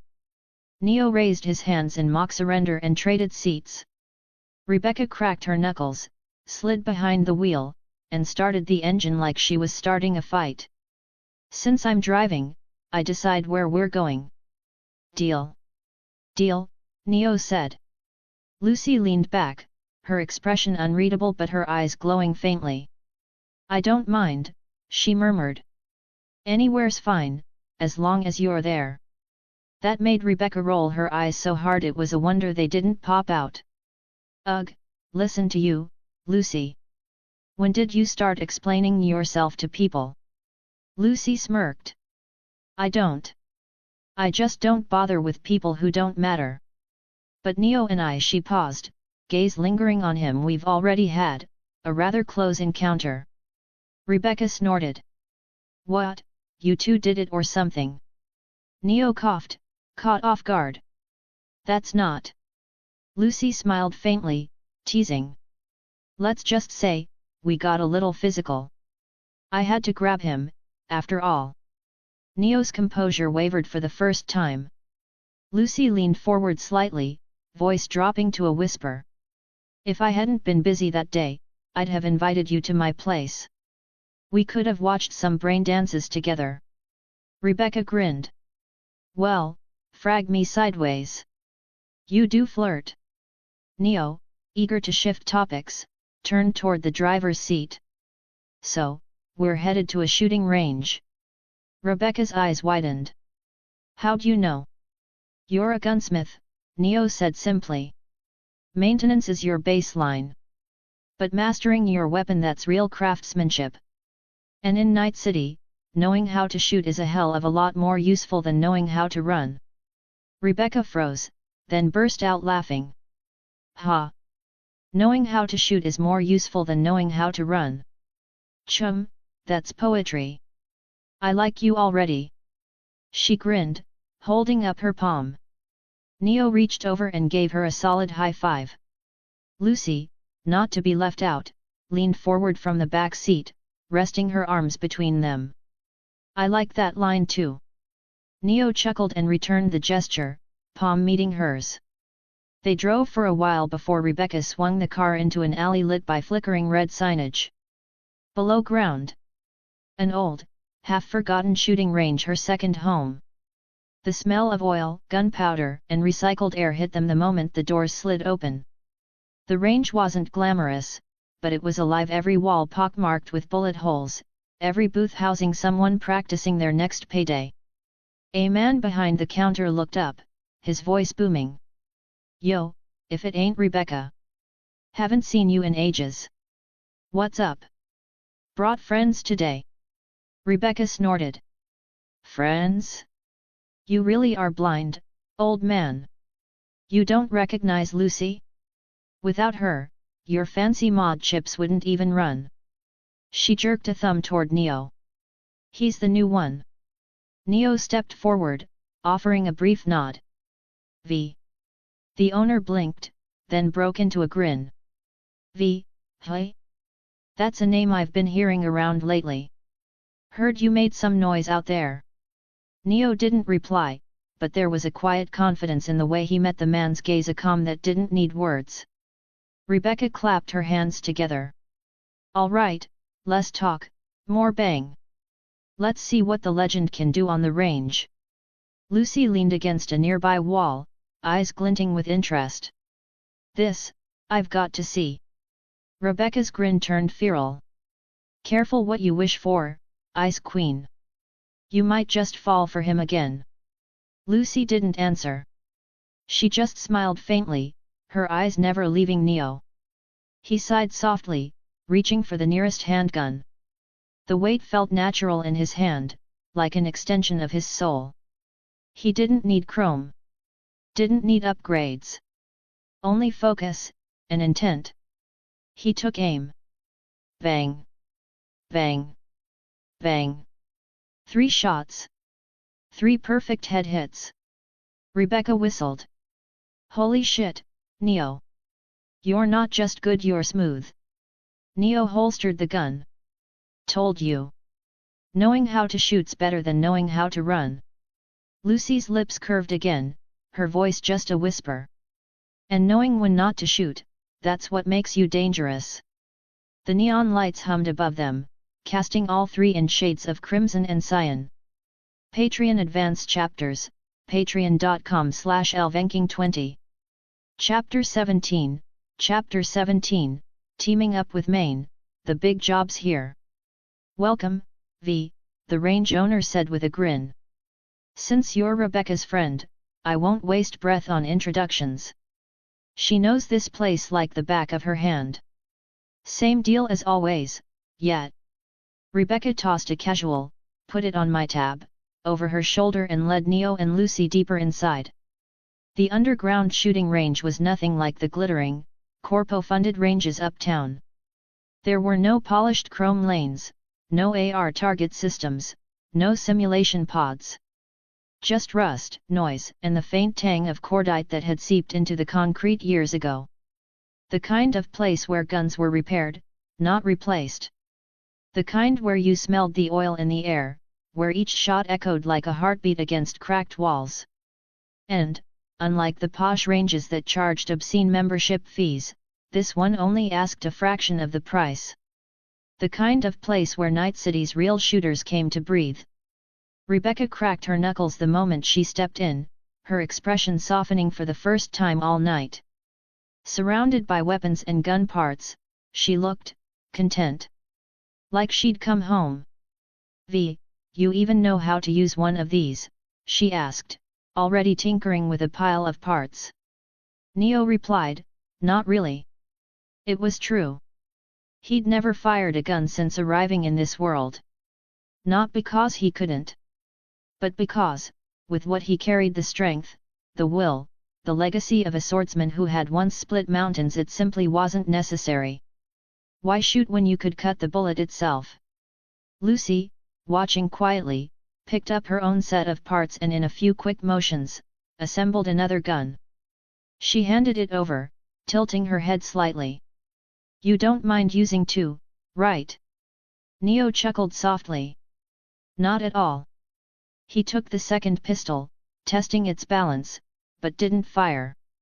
For a moment, Lucy's reflection flickered in the glass wall of the range, her gaze focused, her expression unreadable. She was the opposite of Rebecca in every way. Lucy was ice, calm, lethal, and distant. She never said more than she had to, her silence a weapon of its own. Rebecca was fire, loud, chaotic, unfiltered. What she felt, she said. What she wanted, she grabbed. 2 polar forces. And both of them, drawn to him. Neo smiled inwardly. This city sure knows how to make life complicated. Gunfire snapped through the air. Bang! Bang! Rebecca's laughter followed each shot. Bang bang bang! Lucy fired in perfect rhythm, every bullet finding its mark. Neo stood back, hands in his pockets, simply watching. The smell of gunpowder and the rhythm of their shots filled the underground room. That was when the range owner strolled by again, grinning wide. Mr. V, hi, he said, leaning on the divider. You've got yourself some luck, you know that. Neo raised an eyebrow. Luck. The man chuckled knowingly. Anyone can see it. Those two, Lucy and Rebecca, they've both got eyes for you. Neo sighed faintly. And the old man spread his hands. Nothing strange about it. Just, be careful, chum.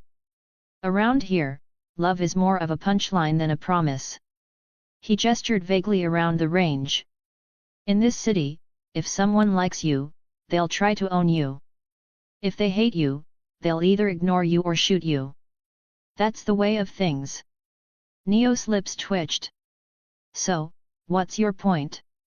Point is, the man said, still smiling, you're walking into one of those old hero saves the girl setups. Seen it 1,000 times. Works every damn time. Maybe you should, brace yourself. Neo laughed quietly, and the man joined him. Then Neo asked, how much does Rebecca owe you? 2,000 eddies, the man replied instantly. Without hesitation, Neo pulled a credit chip from his pocket and flicked it toward him. The owner caught it, blinking. You serious? You just paid her debt, Neo said simply. And added 22 for your next cup of coffee. Call it interest.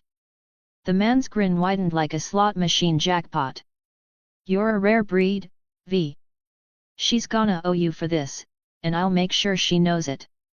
Good. Neo turned away, tone dry. Make it sound like I didn't mean to. Ha. You got it. After the session, they headed back up into the streets. The car ride was quiet, the glow of neon reflecting off the windshield like fractured stars. Then Rebecca's hollow call chimed. Yeah, she answered, one hand on the wheel. Maine's voice came through, deep and serious. Maine, Rebecca, where are you now? Rebecca, on my way back. What's up? Maine, change route. Old place. We're moving. Meet us there. Rebecca, old place? Hold up, you got a big job. Maine, huge. Not one of the small fries. Time to gear up and burn some eddies. See you soon. The call ended with a soft click. Rebecca sighed, pulling the car over. Well, shit. Guess I'm learning to explain things now. Anyway, Maine wants us at the old spot. Big gig. Gotta roll. She unbuckled, flashed a grin at Neo and Lucy, and stepped out. Try not to miss me too much, all right. Then she was gone, disappearing into the glowing chaos of Watson's streets. Now the car was silent again. Only Neo and Lucy remained. Then. Beep. Beep. Beep. An incoming call. Neo accepted it, and Jackie Wells' familiar smirk flickered to life as a holographic projection on the dash.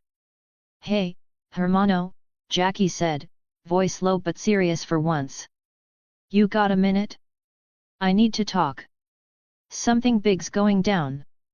The neon lights reflected off Neo's half-shadowed face. Yeah, he said quietly. I've got time. Chapter 18, A Moonlit Journey with Lucy. I'll get out here, Lucy said suddenly, her hand already reaching for the door handle.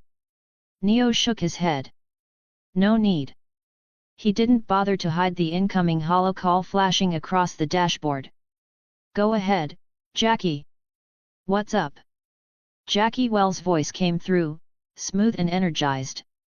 So, I just wrapped up talks with Maine's crew. We're teaming up for that big job I mentioned. You know, the one I said could change everything. Neo leaned back. That's so? And I assume you didn't call me just to brag. Jackie laughed. C'mon, Hermano, you know me better than that. I'm calling to invite you in. I've told you a dozen times already you're destined to be a legend in Night City. Hell, you're already the prequel to one. A guy like me never lies. So, what do you say, Chum? You in?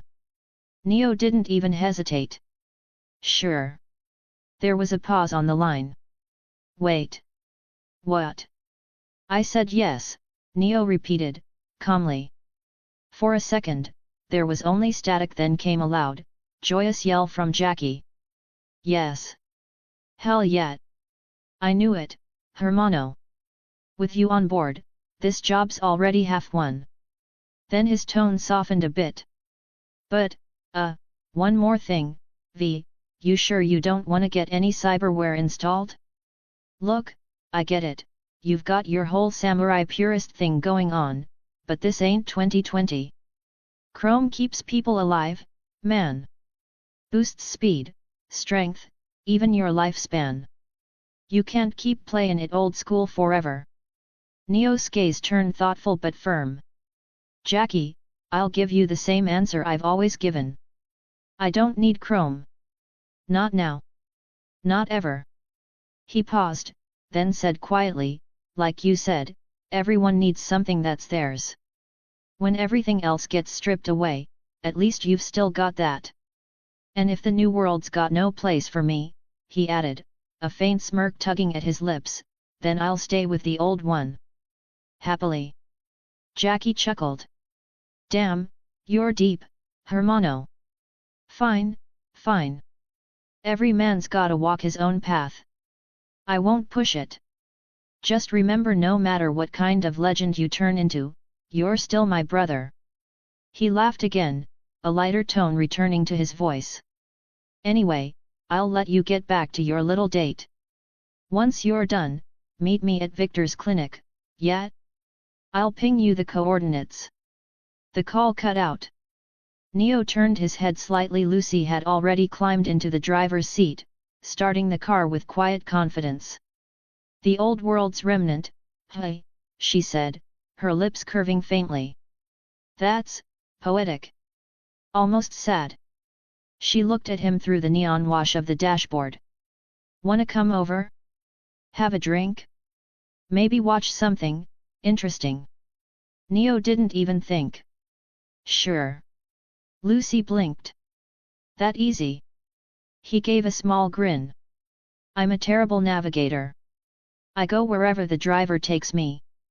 Turbo Street. Lucy's apartment sat above a small turbo diner, its flickering sign casting a dull red glow through the stairwell. Neo followed her up, passing walls painted over with layers of graffiti, surreal eyes, crooked faces, abstract chaos. Something about them felt familiar. We're here, Lucy said, stopping before a steel grey door. A flicker of light passed over her eyes as the biometric scanner confirmed access. The door hissed open. Come in. Neo stepped inside. The air smelled faintly of ozone and smoke. Sparse furniture, pale light, cold walls, the quintessential Night City single flat. Lucy gestured loosely toward the room. Same as every other shoebox in this city. No design, no style. Just a place to crash. She walked over to a fridge, opened it. Rows of bottles gleamed under the dim light. What'll you have? Rum, if you've got it. If not, surprise me. She grabbed 2 beers, tossed one to him. They clinked caps off with a flick of their thumbs, then drank straight from the bottle. Gulp. Gulp. Lucy exhaled smoke from a fresh cigarette, her voice slow and teasing. So, tell me, is this your first time? Neo blinked. What? Her lips curved. First time in a woman's apartment? First time drinking with one at night? Neo smirked faintly. No. You look nervous, she teased. He finished his beer in one go, wiping the corner of his mouth with his sleeve. Not nervous. Just, not built for Night City's version of casual. He met her gaze. Lucy, some things are better when they mean something. You don't have to pretend everything's shallow. Not with me. Lucy's laugh was soft, amused. Didn't think there were still people like you around. She downed the rest of her drink, glass clinking on the counter. Alright, samurai. Time to show you something good.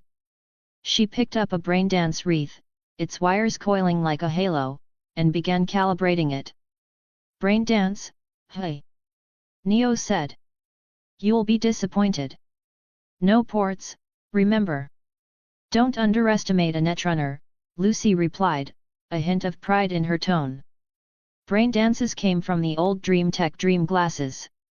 These are the upgraded version. I've got a modified pair that syncs visuals and audio through light sensors. No plug needed. She tossed him a sleek visor. My own design. It'll link with my wreath. Try it on. Neo slipped it over his head. Lucy's fingers danced across the controls of her wreath, selecting a file. Let's take a trip. BD file loaded, lunar voyage. The world dissolved. Suddenly, they were standing on the surface of the moon. A silver wasteland stretched out before them, endless and still. The sky above was black velvet, punctured by the harsh blaze of the sun. Neo raised a hand to shield his eyes. I'll give you this, the resolution's insane. Lucy stood beside him, her white hair glinting beneath the simulated light. What you're seeing isn't even full immersion. If you had a neural port, you'd feel it too, the weight, the heat, the vacuum pressing against your skin. She extended her hand toward him, her voice softer now. Come on, she said. Take my hand. Neo hesitated, just a second. Then he did. Let's run, Lucy whispered. And together, they leapt into the air, bounding weightlessly across the moon, two small figures against the cold infinity of space. Patreon Advanced Chapters, patreon.com/elvenking20. Chapter 19, Chapter 19, at Victor's Clinic. Lucy's hand tightened around Neo's. Then light as breath she jumped. The two of them floated upward, drifting above the moon's silver dust. The movements were clumsy, ungraceful even, but the laughter echoing through their shared illusion was real. The dream glasses couldn't simulate true weightlessness. Neo didn't feel the pressure drop in his gut or the shift in his balance, but being pulled through a painted universe by Lucy's hand, watching her hair scatter under the glow of the digital sun, it was enough. Neo, she called out, spinning with a childlike grin. Your face looks so dumb right now. She twirled midair, her laughter like glass bells across the void. Neo said nothing, only let her drag him across the endless black sky, their bodies outlined in white light as they floated past the silent horizon. Then Lucy's tone shifted, playful and conspiratorial. You've seen a lot of cars in Night City, right? Every model, every chrome beast that roars through neon streets. But this one? She winked. I bet you've never seen this one. Before he could answer, she yanked him toward a nearby lunar base, sprinted across a high platform, and leapt off. Below them waited a lunar rover, squat and dusty, with wheels as big as her. They dropped straight into the seats, landing with a perfect thud. Lucy gripped the steering handle, flicked the ignition, and the rover hummed to life. Buckle up! The machine jolted forward. In the absence of air, its wheels spun silently, kicking up shimmering trails of moon dust. The horizon blurred, the earth hanging huge and blue in the sky above them. Driving through the neon veins of Night City was one kind of rush. But racing under a dead sun on the moon, that was something else entirely. Neo turned, catching the curve of Lucy's lips in the lunar glow. She looked happy. Genuinely happy. He realized then this wasn't just her fantasy. It was her escape. For everyone else, the moon was barren, lifeless. For Lucy, Night City was the true wasteland. They stopped beside a vast crater, its shadow swallowing everything below. Lucy stepped out, boots pressing into the fine dust, and looked down into the abyss. This is the first time I've brought someone here. Neo joined her, sitting at the crater's edge, the earth a pale blue jewel in the sky. Why me? He asked softly. Lucy didn't look at him. I don't know. It just feels like I can. A pause. Then she smiled faintly. You know, I think we'd make a good team. Somewhere in the timeline of Edgerunners 2076, this moment would have been shattered by Maine bursting through the door, punching reality back into focus. But this wasn't that story anymore. Just silence, stars, and a kind of peace neither of them knew how to hold. When the simulation faded, Lucy pulled off her wreath and exhaled. All right, show's over. You can go now. Neo removed his dream glasses and set them gently on the bedside table. Need me to drop you anywhere? She asked, half expecting him to stay. He shook his head. No. Thanks. Then, with a calm nod, he stood and left. Night City, Victor's clinic. The hum of medtech filled the small clinic, mingled with the scent of disinfectant and burned chrome. Jackie Wells lay half reclined on the operating bed, his usual grin muted by exhaustion. Beside him, Victor Vector, the legendary Ripper Doc of Watson, adjusted the calibration on Jackie's cyberarm with a quiet click. A few feet away, David Martinez sat nervously on a couch, watching in silence. For a kid who'd grown up seeing chrome as luxury, seeing someone so comfortable with a Ripper Doc felt surreal. In Night City, Ripper Docs weren't friends. They were merchants of meat and metal. If you walked into a clinic bleeding, you didn't get pity, you got priced. If you couldn't pay, your cyberware suddenly became recycled stock. So watching Jackie joke with Victor like they'd known each other for years made David question everything he thought he knew about this city. Jackie, Victor said, glancing at the readings, you've pushed these numbers way too hard. No wonder you came in at night. Trying to dodge Misty again. Jackie chuckled. You know me, old man. Comes with the Haywood blood. Danger's part of the lifestyle. But Misty, she keeps trying to make me settle down, give up the hustle. So I figured, hey, better to let her sleep easy. Victor smirked. You two are impossible. She says she doesn't care if you live or die, and you say she's a pain, but you both care more than you'll admit. Jackie's grin faded into something quieter. Yeah, maybe. But not yet, chum. Not until I make a name. Gotta go out a legend first. Then maybe I'll rest. Victor sighed. Just don't rest permanently. Then his gaze slid toward David. And who's this, huh? You starting to mentor kids now? Jackie laughed, pulling his jacket back on. This one's not my protege. Kids following my buddy V, speaking of which, think you can help him out? Swap him a decent set of chrome. I'll front the eddies. Victor raised an eyebrow. Eddies aren't the issue. You know, I could walk into Haywood, say your name, and come back rich. The problem's the kid. He's still young, barely out of school. His parents. I'll do it, David interrupted, stepping forward. His voice was steady, his eyes bright. Please. I want it done, document, put it on my tab. The name's David Martinez. Victor blinked, caught off guard by the fire in the boy's tone. Then he nodded. All right, kid. Your body, your choice. Just, be sure this is what you want. The clinic door hissed open. Neo stepped in, his coat brushing against the threshold's red light. His eyes swept the room, Jackie flipping through a magazine, David lying still on the operating table, Victor mid-surgery. So, he asked quietly, what exactly am I walking into here? Jackie looked up, grin returning. Just the start of something big, hermano. Something legendary. The neon hum of the clinic lights filled the silence that followed, buzzing like anticipation in the veins of the city. Chapter 20, The Job Begins.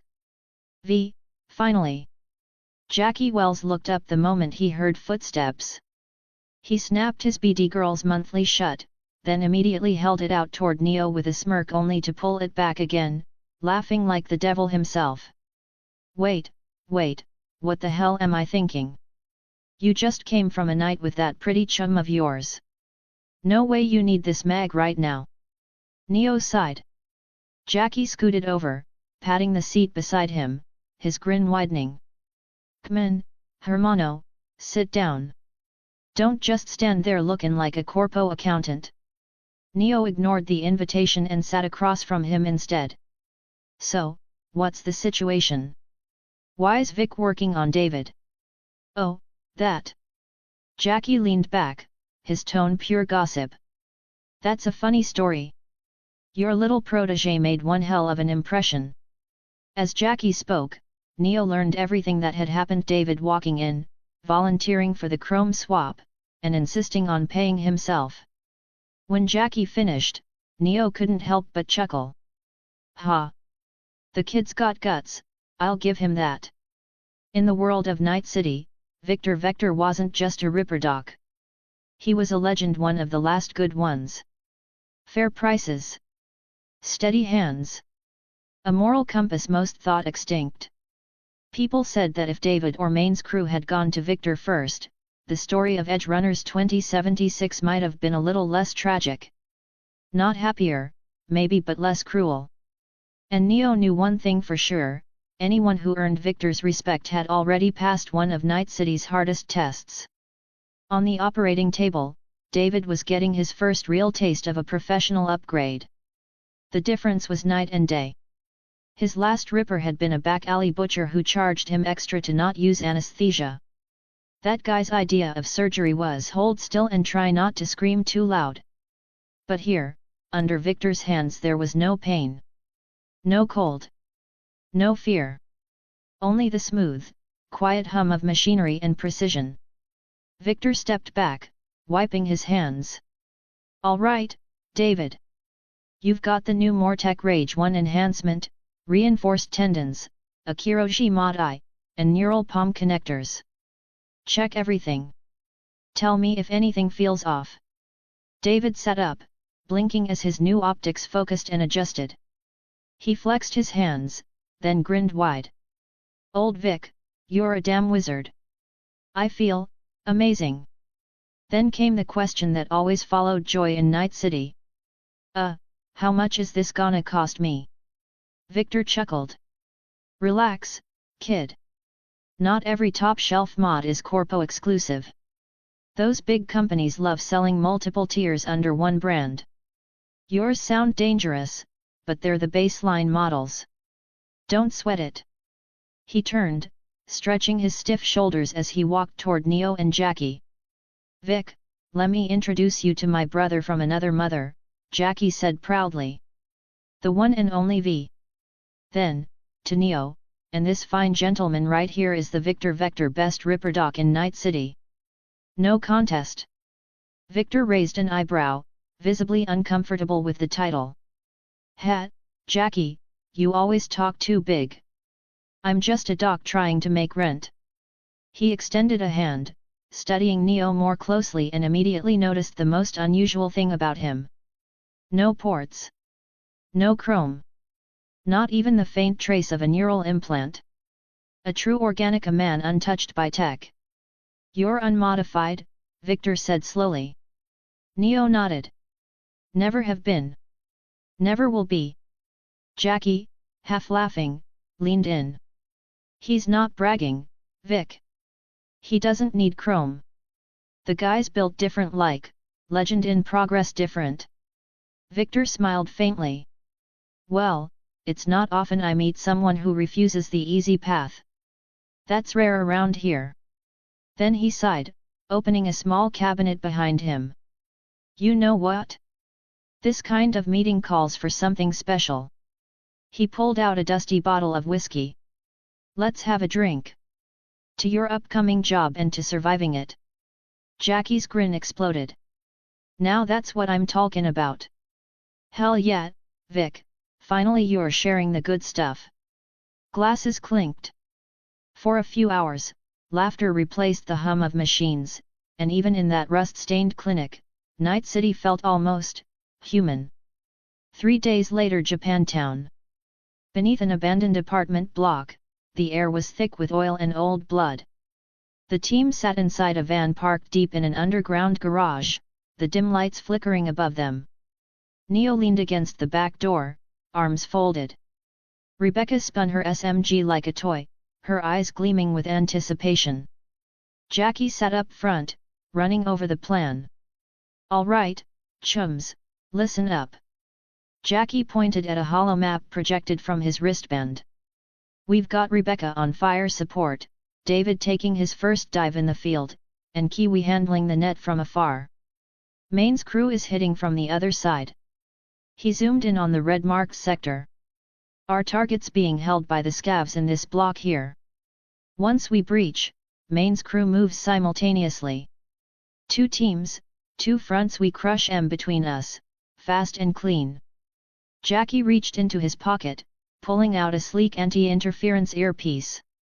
He handed it to Neo. "Here. Plug this in. It's how you'll stay connected with us and the middleman." Neo took it, slipping it on. Jackie grinned. "Test the line, hermano."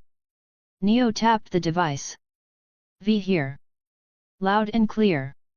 "Perfect," Jackie said, his grin widening. "Then let's roll."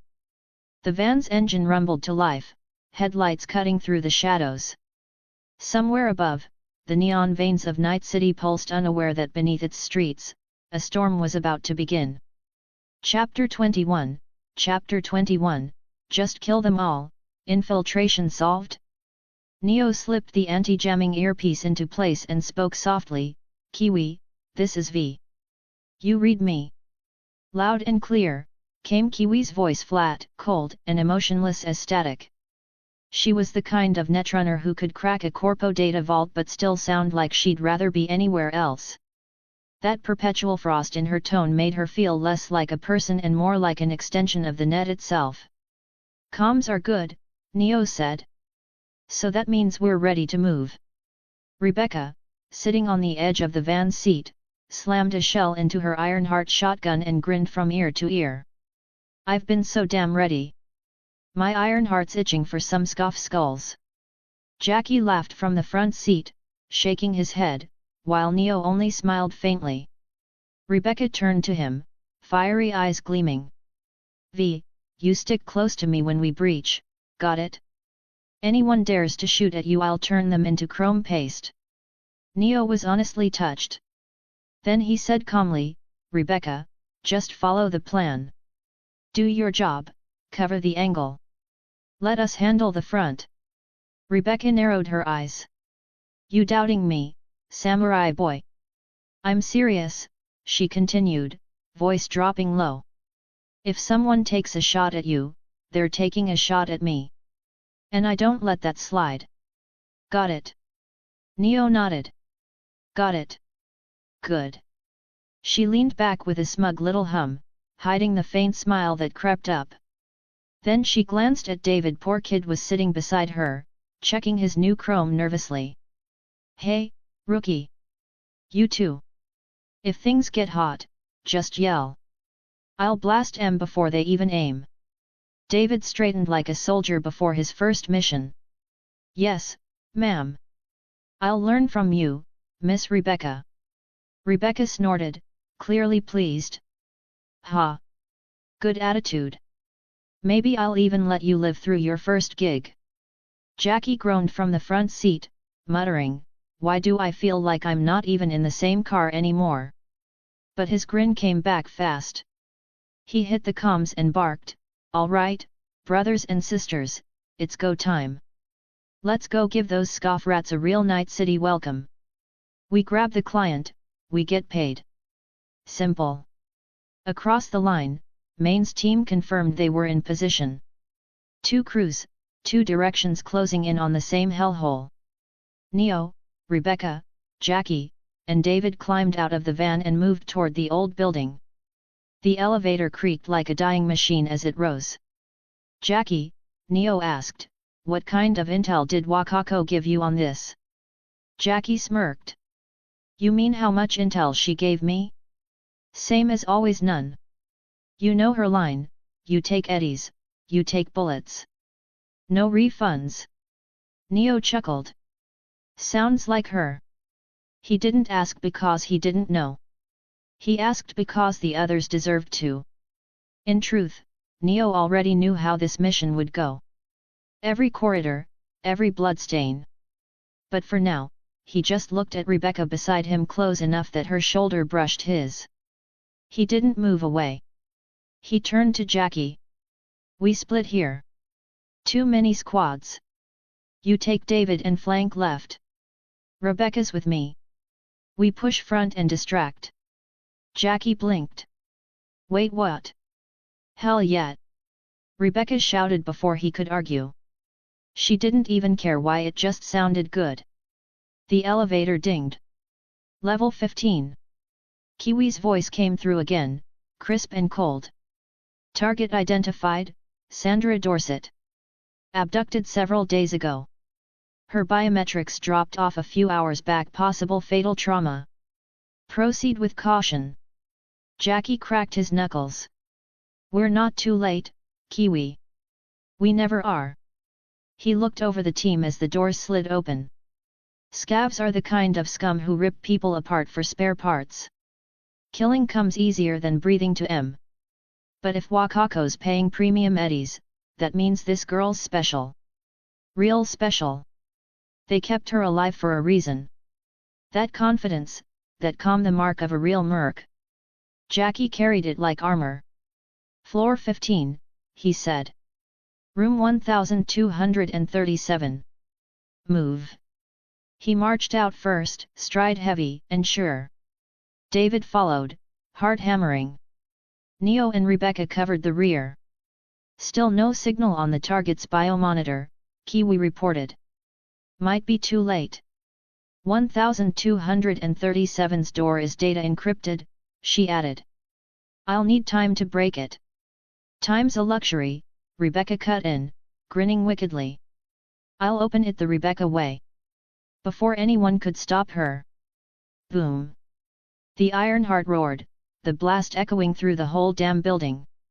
The reinforced door folded inward like wet paper. Inside, the scavs turned in shock, too slow. Boom. Second shot. Blood. Screams. Bits of chrome and flesh painted the wall. Rebecca twirled the smoking shotgun, grinning ear to ear. Woohoo, she yelled. Parties started, babies. Jackie dragged a hand down his face. That girl, I swear, subtlety's just not in her vocabulary. He sighed. Ah, screw it. Doesn't matter how you open the door as long as the job gets done. All right, David, he barked. Keep your eyes open. If you can't take a shot, find cover and stay there. Got it? Yes, sir. Gunfire erupted from deeper inside. The scavs had recovered and were firing back. Bullets tore through the air, sparks flying. Rebecca dove behind cover, popping out only to unleash another round that turned a scoff into red vapor. Die, you chrome-plated freaks, she screamed with delight. Jackie and David surged forward, adrenaline pumping. Across the COMM, Main's voice crackled, confusion cutting through the static. Wait, what? We were supposed to go stealth. What the hell are you guys doing? Jackie laughed as he emptied his clip. Stealth? Yeah, about that we're improvising, chum. Go loud or go home. Main's sigh could be heard even over the chaos. You gotta be kidding me. But by then, the corridor was already filled with fire, smoke, and the echoing laughter of Rebecca's gun. The quiet plan had died before it began. Chapter 22, Chapter 22, Dual Wield. Did I hear that right? Did that chum just say go frontal? Jackie Wells's voice roared through the comms, drowned halfway by the rat-tat-tat of automatic fire echoing from his end. Inside another sector of the scoff base, Main's team froze mid-sneak. Pilar blinked, dumbfounded.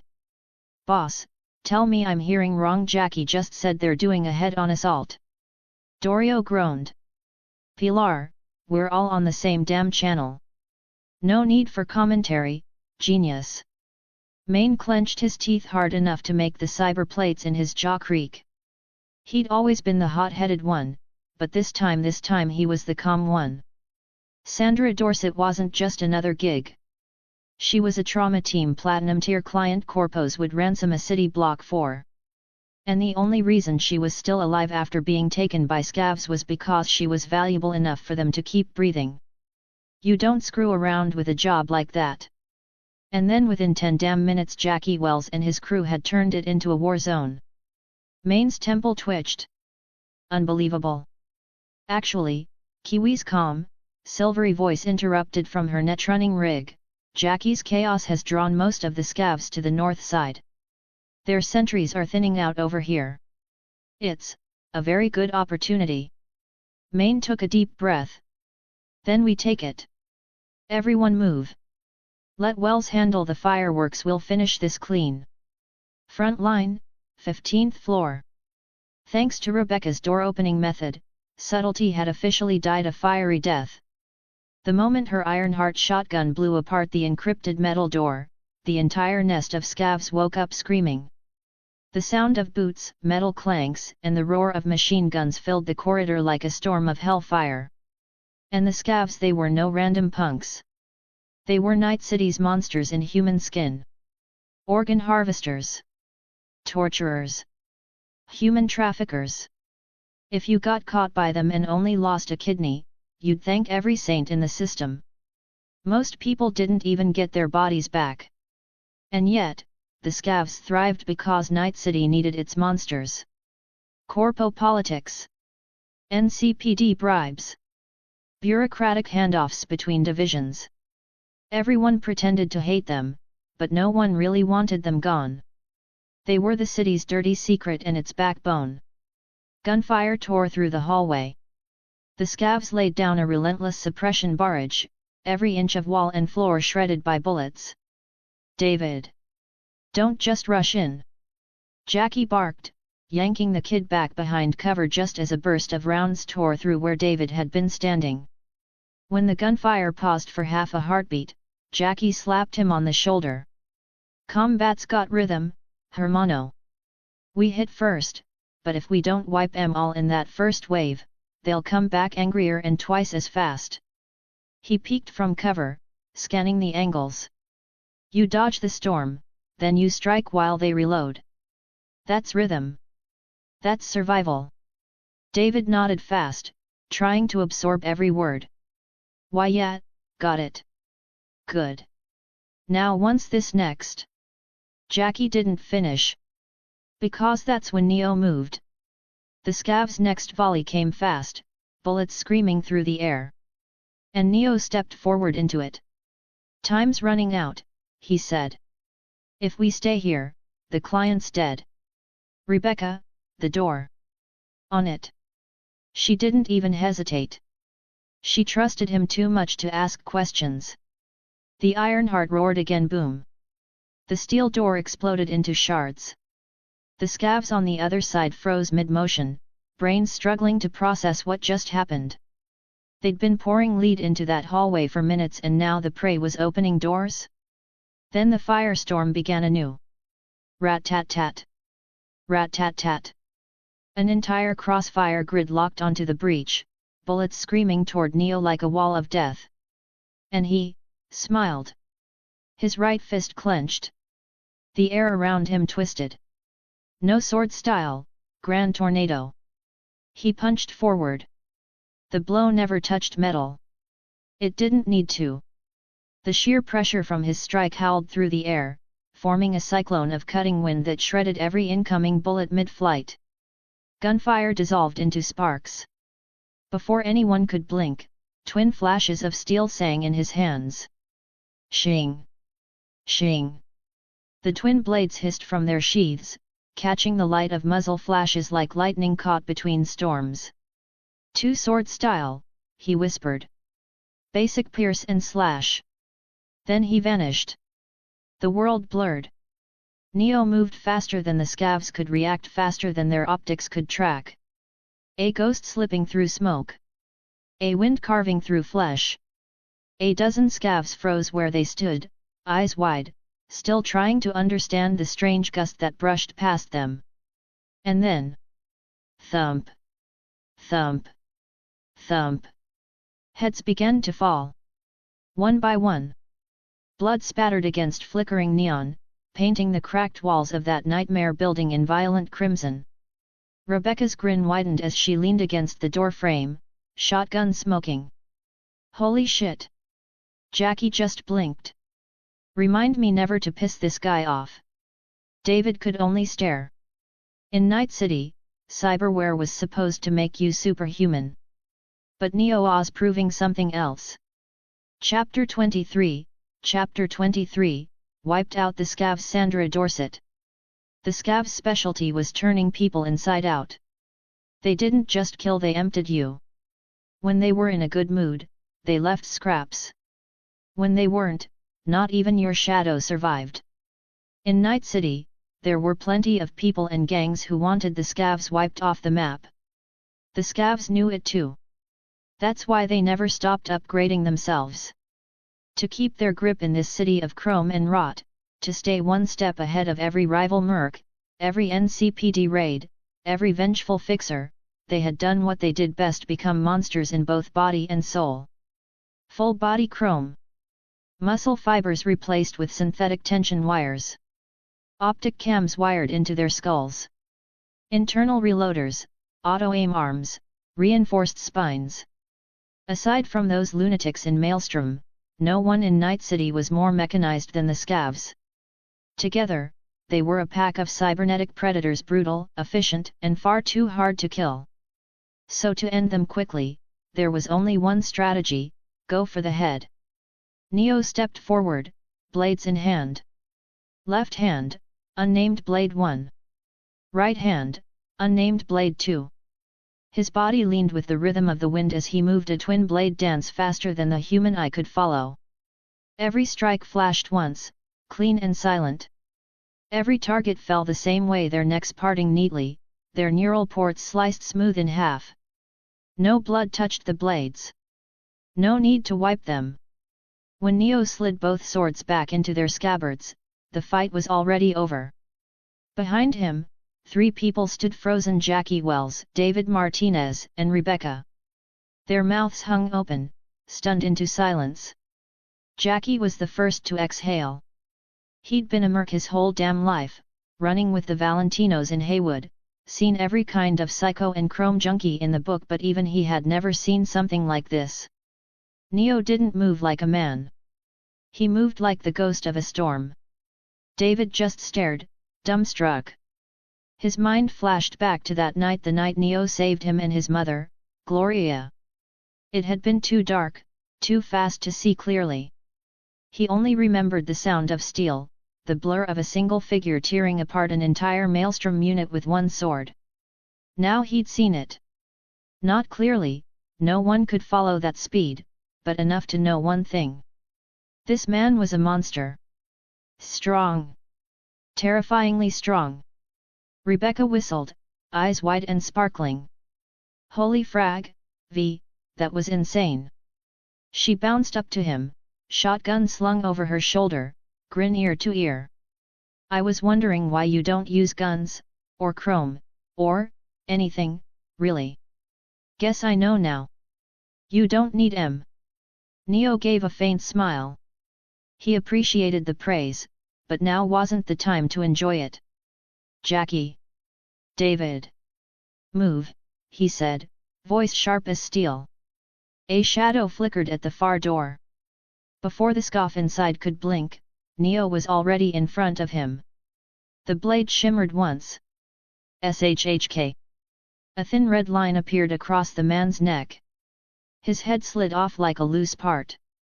Neo spun, parrying a burst of bullets with his other sword. The rounds shattered against the invisible wind around him.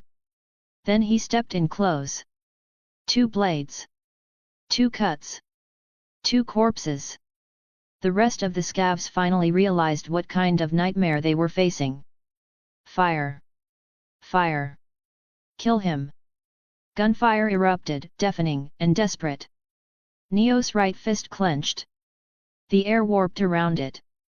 He punched forward. Boom! The shockwave blew every bullet off course, shredding them midair like confetti. What the hell? One scoff muttered before his jaw dropped open for the last time. Kaboom! The door beside them exploded. Rebecca burst through, Ironheart shotgun blazing. Time to die, you kidney-stealing sons of bitches. Each blast of her scattergun turned the cramped room into a red mist. Over here, scum! David shot out from another corridor, his movements sleek and fluid, every dodge, every shot executed like a perfect sim test. His chrome-enhanced body flowed like mercury. Damn, Rebecca muttered mid-reload. Kid's smoother than a BD reel. David's bullets found their marks. The scavs staggered, disoriented, and terrified. For the first time, they were backing away. But retreat? Not an option. Jackie grinned and pulled the pin on something small and round. Here's a little souvenir, cabronis. The grenade rolled to a stop among the scavs' boots. Click. Zzzzzzzzzt boom. An EMP grenade. It didn't tear flesh, it tore circuitry. In an instant, the scavs' neural links fried. Their eyes went dark. Their processors melted. They collapsed before they could even scream. The air sizzled with ozone and burnt chrome. Jackie walked over, shaking his head. Shit! Look at that mess! Whole brains turned to soup.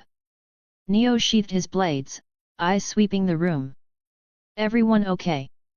Rebecca raised her hand. Still cute. David gave a breathless thumbs up. Jackie chuckled. Not a scratch, hermano. Neo nodded. Good. Let's finish the job.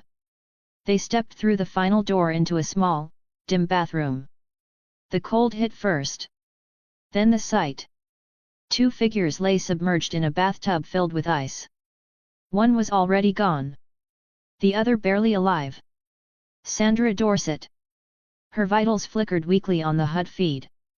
One kidney gone. Blood pale and thin.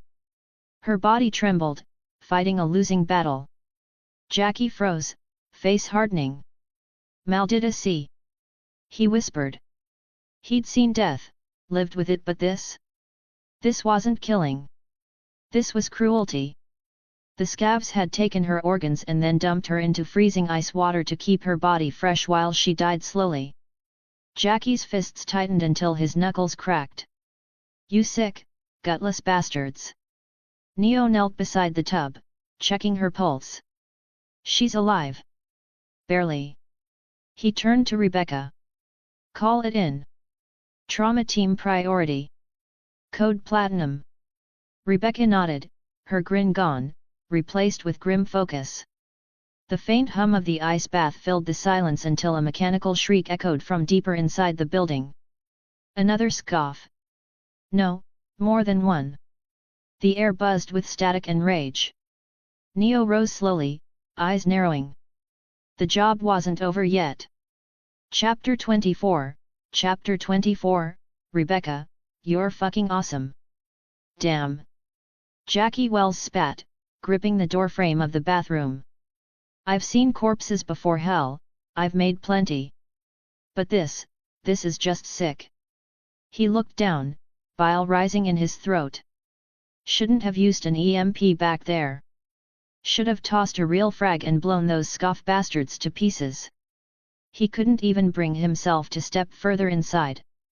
The air was cold and heavy, stinking of blood, antiseptic, and melting ice. Neo crouched by the tub. The male corpse was pushed aside like discarded trash.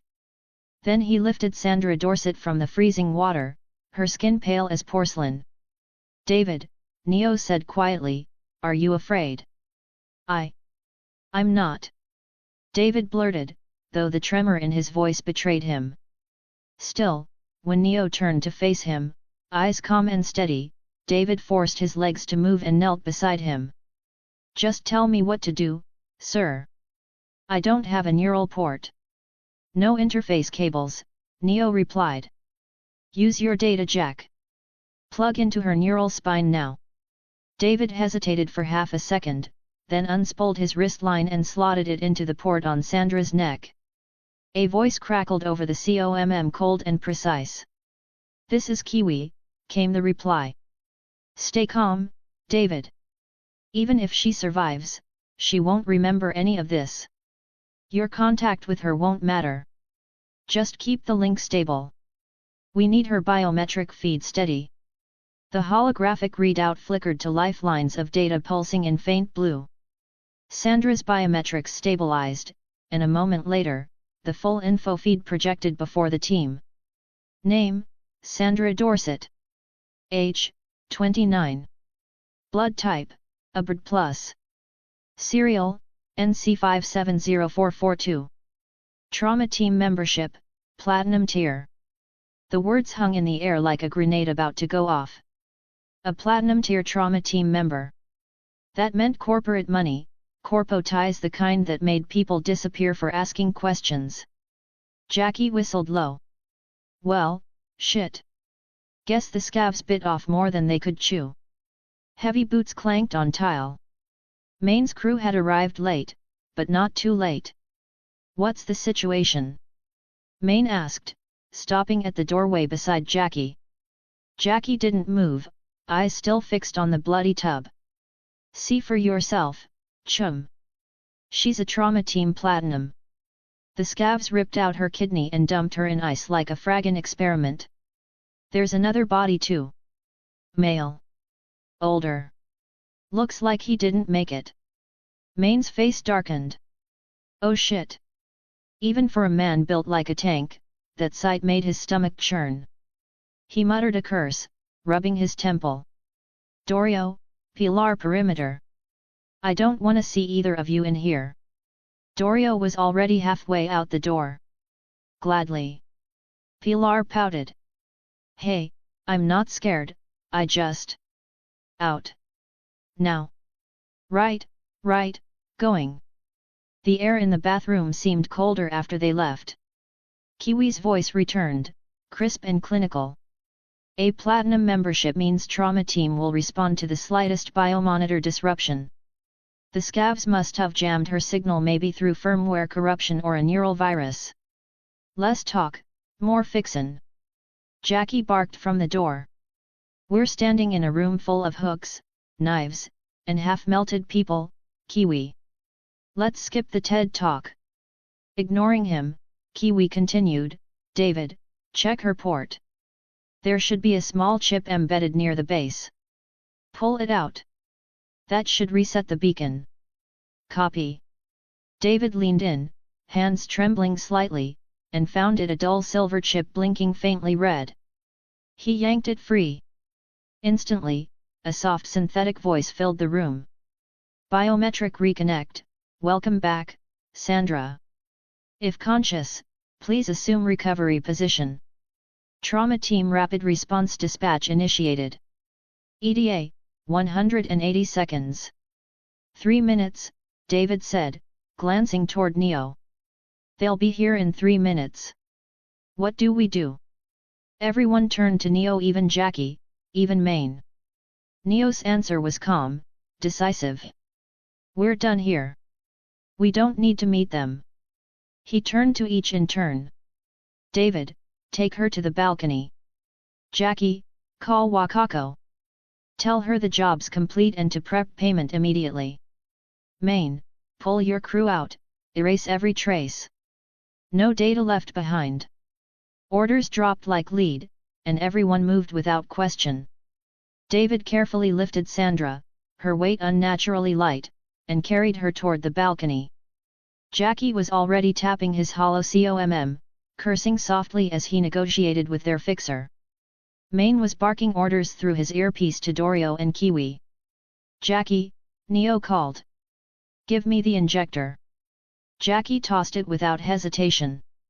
"You got it, Hermano." Neo caught the air hypo, stepped out to the balcony, and found David kneeling by Sandra, panic creeping back into his face. Her heart monitor was flatlining again. "Move," Neo said. David scrambled aside as Neo jammed the injector straight into her chest. Hiss! The chemical cocktail surged through her veins. A second later, Sandra's chest convulsed. Then... thump! Thump! Her heart began to beat again. Good girl, Neo murmured. Above them, a dull whir broke the silence, the sound of engines cutting through the night. A black and gold trauma team AV hovered into view, its searchlights slicing through the smog. Time to go, Neo said quietly, tugging David's sleeve. They'll be here in seconds. The two slipped into the shadows before the aircraft touched down. Later, in the underground garage, the air still smelled faintly of gunpowder and burnt chrome. Rebecca practically bounced in her seat, a manic grin on her face. That was insane. Holy shit, that gig was perfect. V, you're a damn legend, Jackie said, still half laughing, half winded. David nodded fervently. Sir, the way you handled that, the plan, the timing, it was flawless. Neo leaned back in his seat, eyes half-lidded. Save the praise. We're not out yet. Right, Jackie said, slamming the ignition. Let's get the hell out of Japantown. The engine roared. The car pulled out of the garage, tires squealing on wet asphalt. They'd barely cleared the exit before Rebecca frowned. Anyone else notice the headlights behind us? Jackie glanced in the mirror. His grin vanished.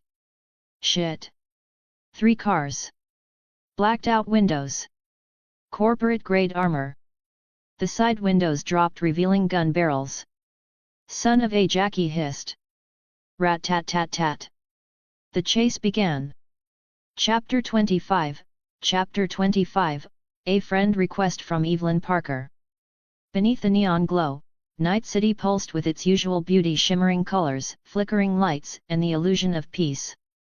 But that fragile illusion shattered the instant gunfire split the night. Rat-tat-tat-tat. A storm of bullets screamed down the street. Several blacked-out cars surged from behind, their tinted windows sliding open to reveal the gleam of cold barrels. Flames burst from muzzles, lighting up the darkness as rounds tore into the vehicle carrying Neo and his crew. Shit! Jackie slammed the steering wheel. Scavs! Those bastards are back! He floored the accelerator, the engine roaring as sparks flew from the asphalt.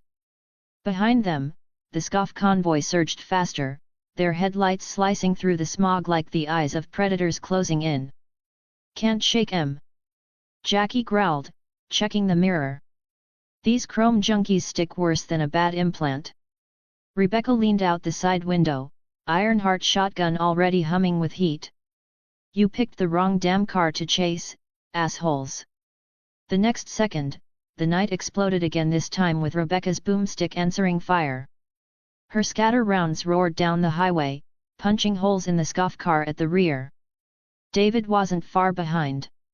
He yanked open the opposite window, his modified pistol whirring as he returned fire, chrome optics locking onto the nearest target. Thus began a full-blown neon-lit highway shootout, bullets flying, engines screaming, city lights flashing like strobes across cracked armor and shattered glass. Rebecca was in her element. Even with the scavs' suppressive fire hammering their car, she moved like a storm, every shot deliberate, rhythmic. She was playing their tempo, waiting for it. Every group had a firing rhythm, a cycle between bursts. The scavs weren't soldiers, they were butchers with guns. They emptied clips like maniacs, leaving just enough space between volleys for someone fast enough, or insane enough, to strike back. Rebecca lived for that space. The moment their fire thinned, she leaned halfway out the window, Ironheart kicking thunder.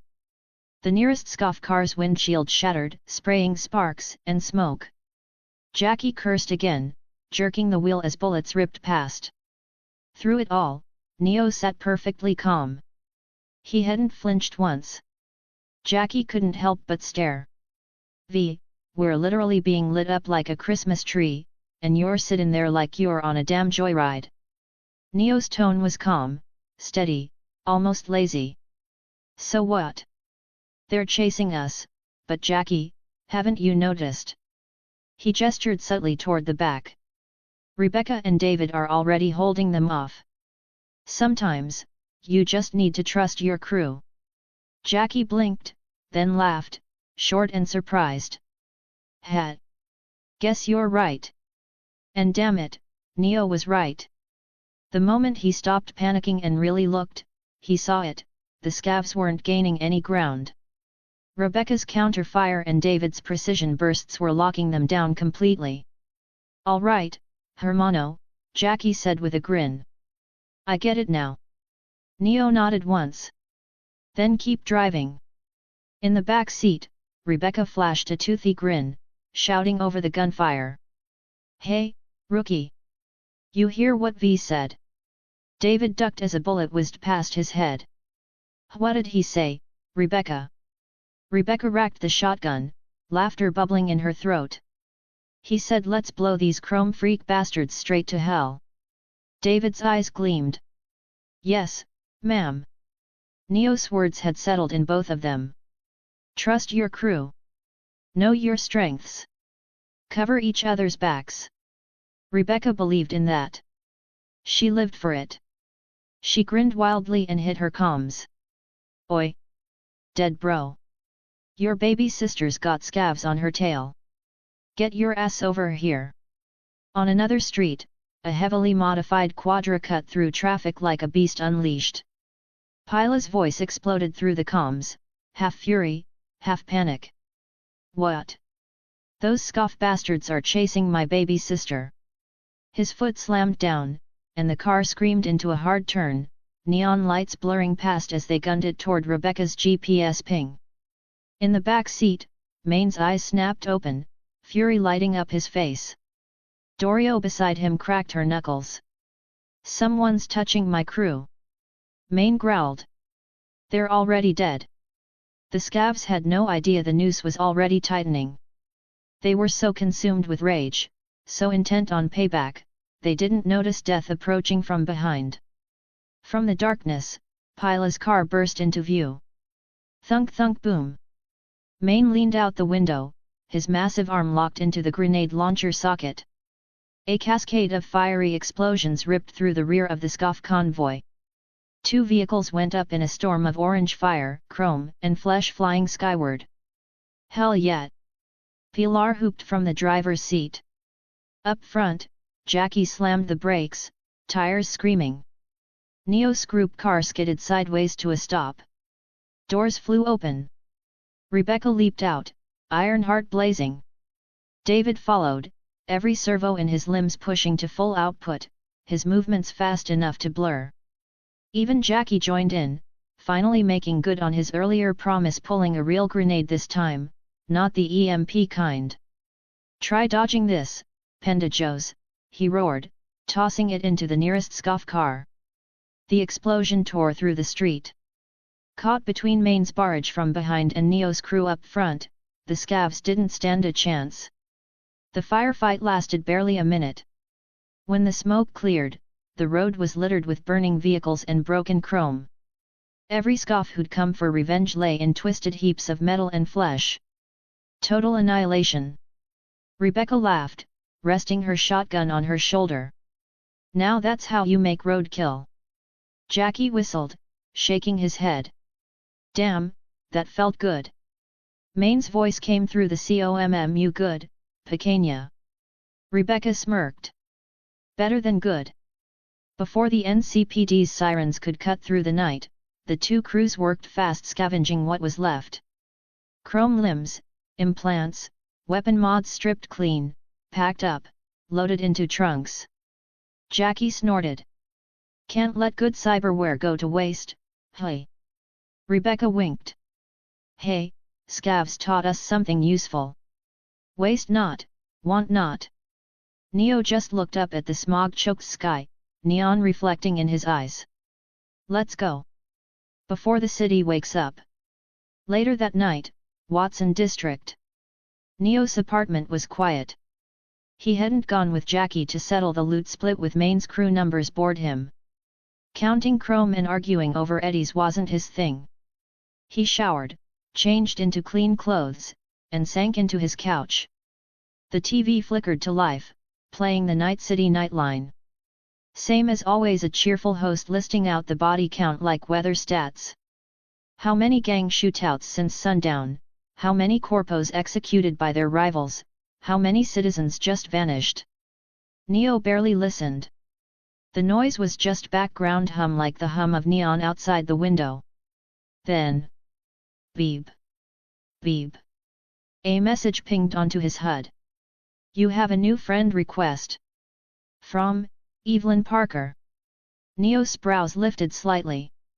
Evelyn Parker, hey, he murmured, leaning back with a faint, knowing smile. Night City wasn't done with him yet. Chapter 26, Chapter 26, A Bargain Price? Don't do discounts. You have a new friend request. From, Evelyn Parker. The notification blinked across Neo's hollow vision, Evelyn Parker's digital avatar flickering to life before him, perfect face, platinum hair, a smirk that could start a war. Neo raised an eyebrow. Evelyn Parker? That didn't line up. He'd never even met her. He knew the name, everyone in Night City did. Evelyn was a familiar face at Lizzie's bar, a doll with ambitions bigger than her price tag. But the last time he'd been there drinking with Jackie Wells, there hadn't been a trace of her. So how the hell did she get his contact ID? Neo accepted the request.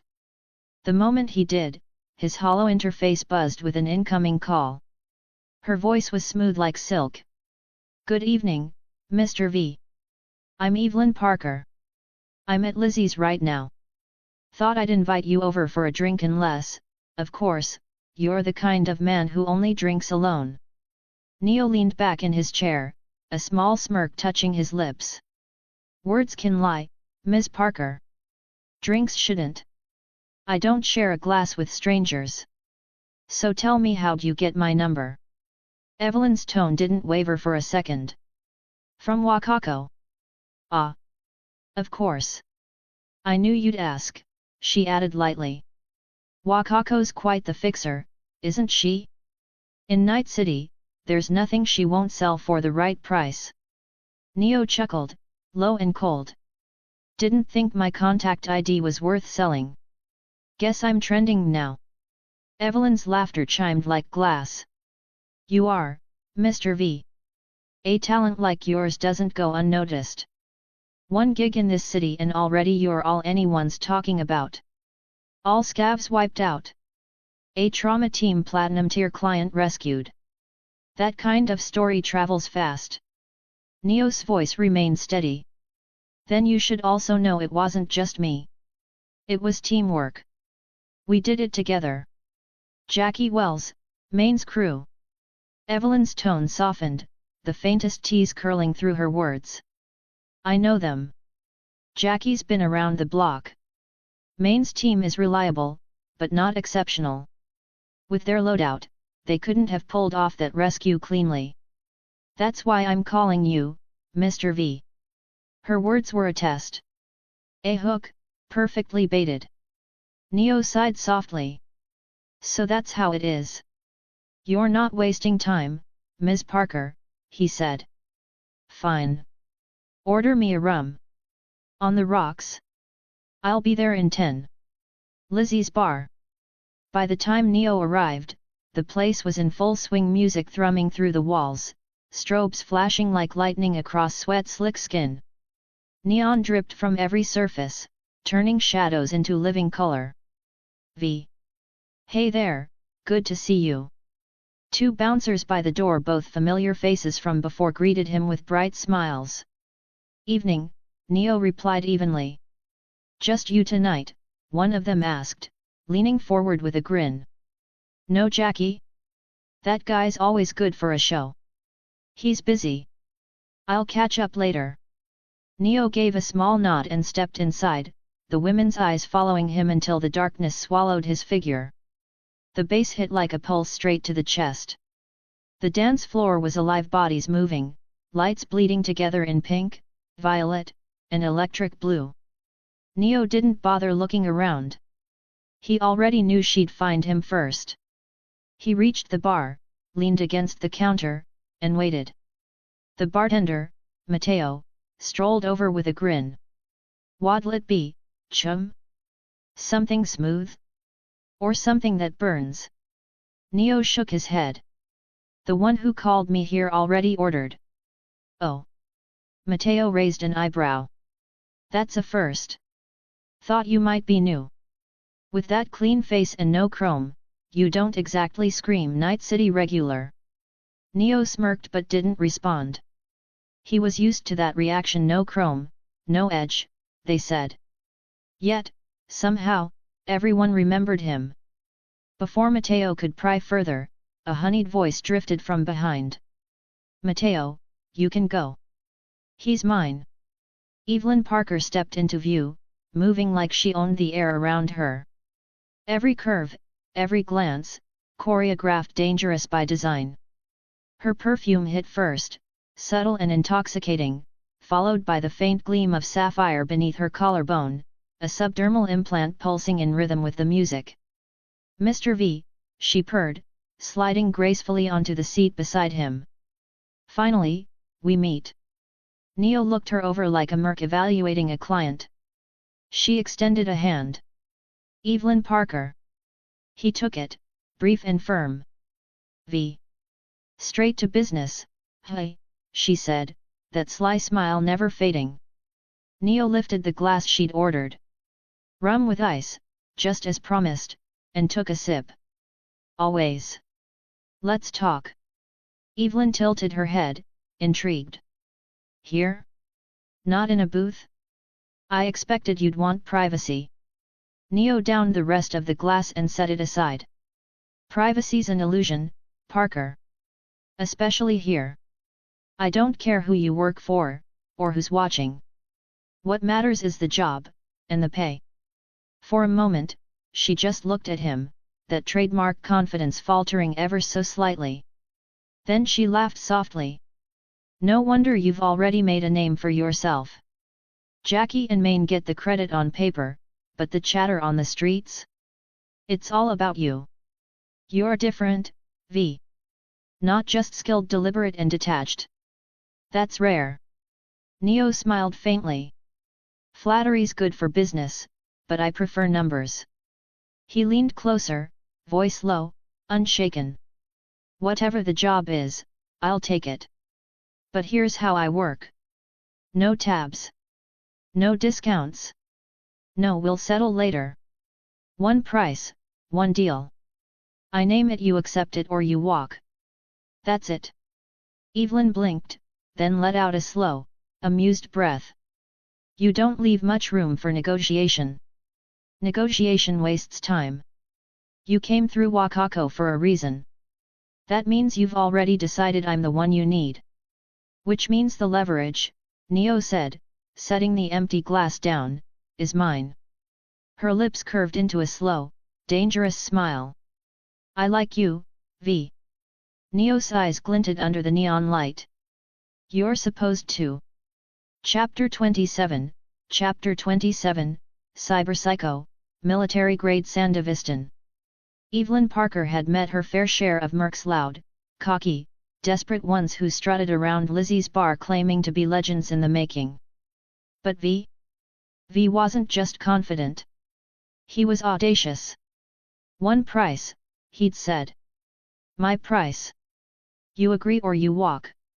That wasn't negotiation. That was a declaration of war on every unspoken rule in Night City's underworld. To Evelyn, this wasn't just arrogance, it was heresy. Because in Night City, rules kept the chaos barely contained. Ever since the nuclear blast of 2023 tore the city apart, the new Night City that rose from the ashes had been rebuilt on foundations of greed, blood, and unspoken laws. From corpo boardrooms to gutter gangs, everyone followed them. Mercs, too. They might call themselves freelancers, but they were just tools, hired blades dancing on the strings of fixers and clients. A merc who didn't play by the rules didn't survive long. And yet, the man sitting in front of her sipped his rum like he owned the room. Mr. V, Evelyn began with a faint smile, cigarette poised between her fingers. There are many mercenaries in Night City. Teams with history, reputation, power. Legends that even the corpos respect. But you. She leaned closer, eyes narrowing. You're the first one I've seen walk in and flip the table like this. Neo chuckled softly. Then I guess today's full of firsts. He leaned back, letting the neon from the bar's hollow signs paint his face in red and blue. Where I'm from, there's a saying, don't take on porcelain work if you don't have the diamond drill for it. You know what that means, Ms. Parker? Evelyn arched a brow, amusement flickering in her eyes. I do. You're saying you're the one with the diamond drill, aren't you? Neo smirked. You already knew that before you called me. Otherwise, we wouldn't be having this drink. Evelyn drew a slow puff, the smoke curling between them.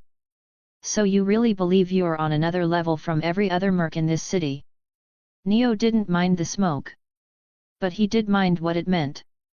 Lighting up during a deal, in the middle of negotiations, it wasn't just a habit. It was a test. A message that said, I don't trust you yet.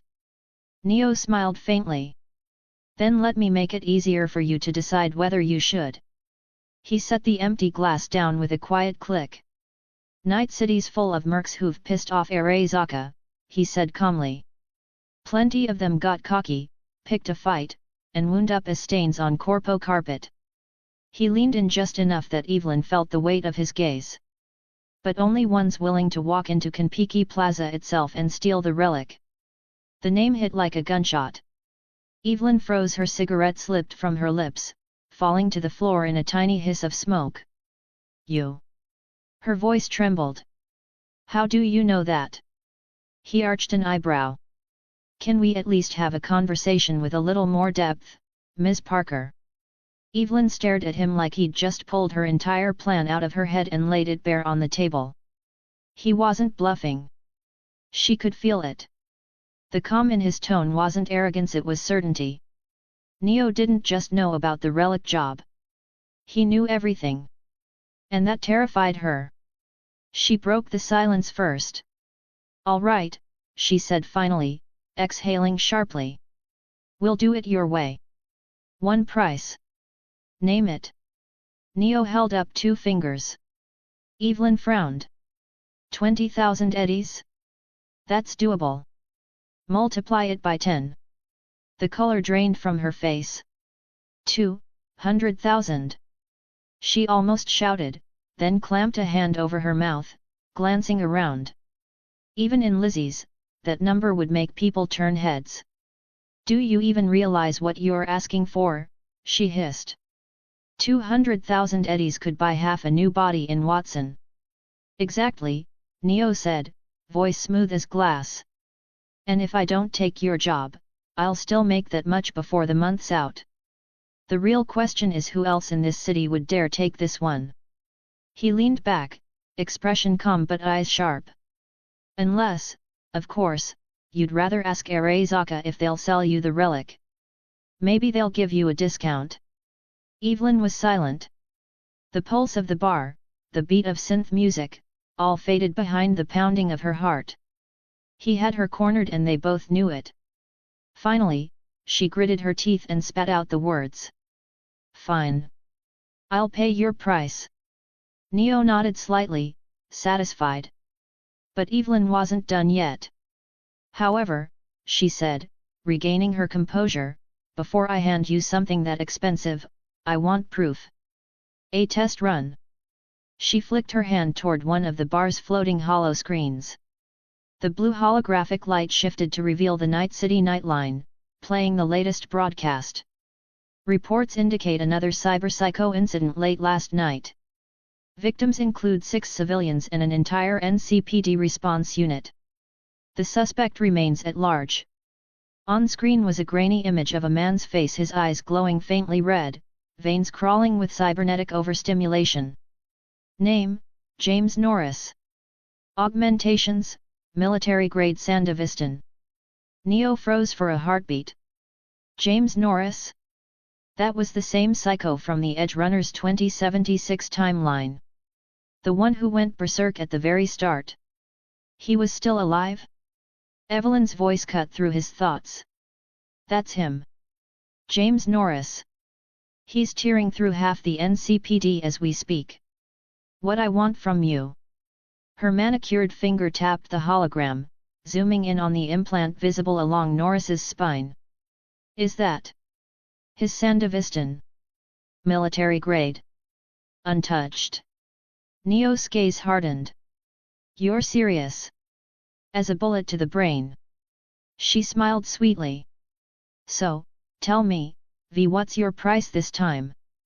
Neo thought for a moment, then answered, tone light but lethal. Since you're so desperate for that Sandevistan. He raised one finger this time. 100,000 eddies. Flat.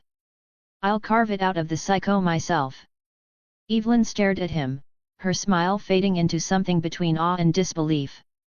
Then she whispered, deal. New chapter is coming soon. Write a review.